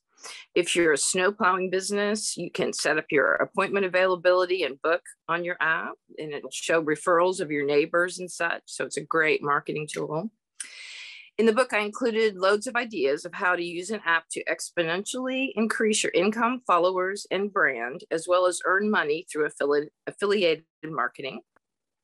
And as an author, storytellers are often healers and cheerleaders. So on a personal note, I wrote my book for people without a strong support system, and for my book to be a beacon of strength and helpfully inspiring in some a new approach to being an entrepreneur and to keep up the climb to live their best life. You may buy my book through Kindle Direct Publishing and on Amazon.com. I have it in hardback or ebook. And also on Kindle Vella, I have a romance titled Santa Fe. It's very good. And I have a screenplay, Dream Tablet, on IMDb. As well, I'm available for helping you design apps if anyone needs that help. And I so enjoyed listening to everyone today. And Cal the Camel and his kayaking adventure, I think, just sounds like the best Christmas gift. And thank you, Rebecca Harrison and the Tulsa Library. This is a really lovely event. Thank you, Juliana, and thank you for being here with us today. Thank you. All right. Up next, we have Chris Walsh. Great. Thanks, Rebecca, for inviting me to this awesome event. It's really well done. This is my fourth book. It's called Leadership in the River. I don't know. I don't see myself on screen, but I'll hold it up. I don't know if anybody can see it. I don't see the video. Maybe we can see you. Oh, good. Anyway, this history of this book is I've led a Bible study. We used to meet at various coffee shops around town for 12 years. Pastor Billy Joe Doherty had asked me to start one for Christian leaders. To make a really long story short, some very revolutionary material began to be discussed around people that owned companies and had businesses, were self-employed, around our table. We had a young man from ORU come one time who now has a publishing company, Roy Canva. And Roy came and he sat down with us one time and saw what we did. We just read the Bible and talked and networked and helped each other. He said, Chris, this stuff is revolutionary. You can change the nation. I said, well, how? He said, well, publish a book. I said, well, I've already written 3 books. They've been self-published and they really have gone nowhere. So he said, no, I can help you make your book a bestseller and get it out to the masses. So I said, I'll tell you what, Roy, I don't have time to write another book. All I can do is copy and paste the articles from the Bible studies that we've presented around the table. If you want to publish them, you're welcome to it. So he designed the cover, published the book. And then, you know, you get them, if you start publishing or writing, you start getting myriad emails from all the publishing companies. The one that I was actually interested in is a former pastor, Rob Kosberg, has a company called Best Selling Publishing. And he was willing to sign a contract that if I would pay him XYZ, that's to be negotiated with Rob, dollars, that he within 30 days would make my book a national bestseller. And I was kind of a little cynical and guarded, but I thought, well, I just said, okay, God, if you want this to happen, you have to give me some money. And then all this COVID stimulus money came around and I applied for the PPE thing. And all of a sudden I got $10,000 more than I applied for. And I went, okay, God, you got my attention. So I paid Rob and got my book blasted out there. He's got an incredible marketing thing because that's the whole challenge with publishing a book. So now my book is a national bestseller on Amazon in 5 categories in the United States and also in 3 other countries. And now I'm working with agents to leverage that into becoming a national conference tour because I believe in this concept called the United States of America and this thing called We the People. I believe that the solution for the United States is going to come as God works through we the people. As we individually begin to accept our responsibility as U.S. citizens to rise up in the purposes and plans of God, great things are going to happen for this nation still. So that's what the book's about. It's a big book. It's 400 pages. And yet, seems like a lot of people like it because it's a national bestseller. So anyway, I'm privileged to be part of this call and I'm grateful. Just finished my master's at ORU and got this book academically credentialed. I had several professors take a look at the manuscript and write awesome reviews. And the one thing I'm always looking for on Amazon is a review. You can get an ebook right now. It's $20 to buy the book, but you can get an ebook for 99 cents on Amazon. And what I ask for is a review. Good, bad, ugly, just a review. You know, I'd love to hear people's feedback. You only have to read a couple chapters to leave a review. But anyway, I sure appreciate the time. Thanks, Rebecca. You're doing a great job. Chris. All right, we're getting close to the end here. Dr. Patricia Williams is our next speaker. Hi to everyone. I thank you so much for the opportunity to present my book, Journey by Faith, by Patricia Davis, it says. That's a family name, and I have reasons for that. But the book itself is published by Covenant Books. It's available on Amazon, Barnes & Noble, Walmart, and other bookstores and book outlets. And I'm grateful for that. All the royalties go to my nonprofit organization called Higher Esteem Life Programs. The acronym is HELP. But during the time of writing this book, my adult son died. Does faith really work? I discussed this in the chapter Miracles and Blessings. Now, every believer, they have a measure of faith, but God has given a gift of faith as well. So this is what the book discussed, the events around faith. Even the cover was from one of my students. We traveled from Tulsa, Oklahoma to San Diego, California. So he took the picture and it became the cover. But I am so happy to have this book. And I even refer back to it myself because it inspires. It really does inspire. So I thank you again for the opportunity to be here to speak with you all. Thank you. Thank you. Thank you so much for being here. All right, and I believe this is our final speaker for this segment. Please welcome Keynote R.S. Wilson. Hello, how you doing? Again, my name is Keynote. R.S. Wilson. Appreciate you, Rebecca, and Tulsa Library. Special shout out also to Heidi Garrett, because she's the one that kept me with the library for these years. I'm an author, I'm a poet, and I'm also a publisher of Black Pearl Diamonds Publishing, LLC. I've written a few books. Currently, we're on Wisdom's Lit, Laughter and Taurus. You see the cover. I also put links in the chat. This is a book of 2.5 years of my life. It's written in the form of, it's basically I call it acquisition of therapy, written in the form of poetry and prose and rhythmic overtures, set in the form of a story. The poems themselves are put in sections of life that representing moods between behavior of pain, joy, as well as about forgiveness, which what the overall book is about. It's a representation from the title, Wisdom's Lit, Laughter and Taurus. It was a dedication to my daughter from the words of her own father to understand his experiences with life.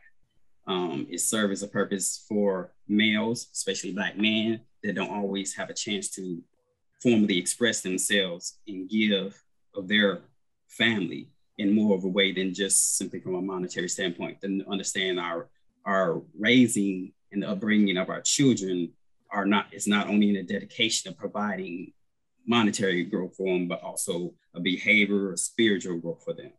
And we must stand by that. And that's what I want to share. You can find me on every platform under @CNoteX. Thank you so much for sharing that. And he is our last speaker for the day. I want to thank everyone who attended or presented, for joining us for today's conference, getting up early on a Saturday to come spend time with the library and learn about what's happening in our local author community. I'd like to warmly thank all of our speakers as well as the local authors who joined us today. As I mentioned in the chat, this event was recorded, so within a couple of weeks, we'll have it edited and uploaded to our YouTube page. So look out for that. And if you have any follow-up questions, feel free to reach out to me at cas@tulsalibrary.org. Thank you again, and please enjoy the rest of your weekend.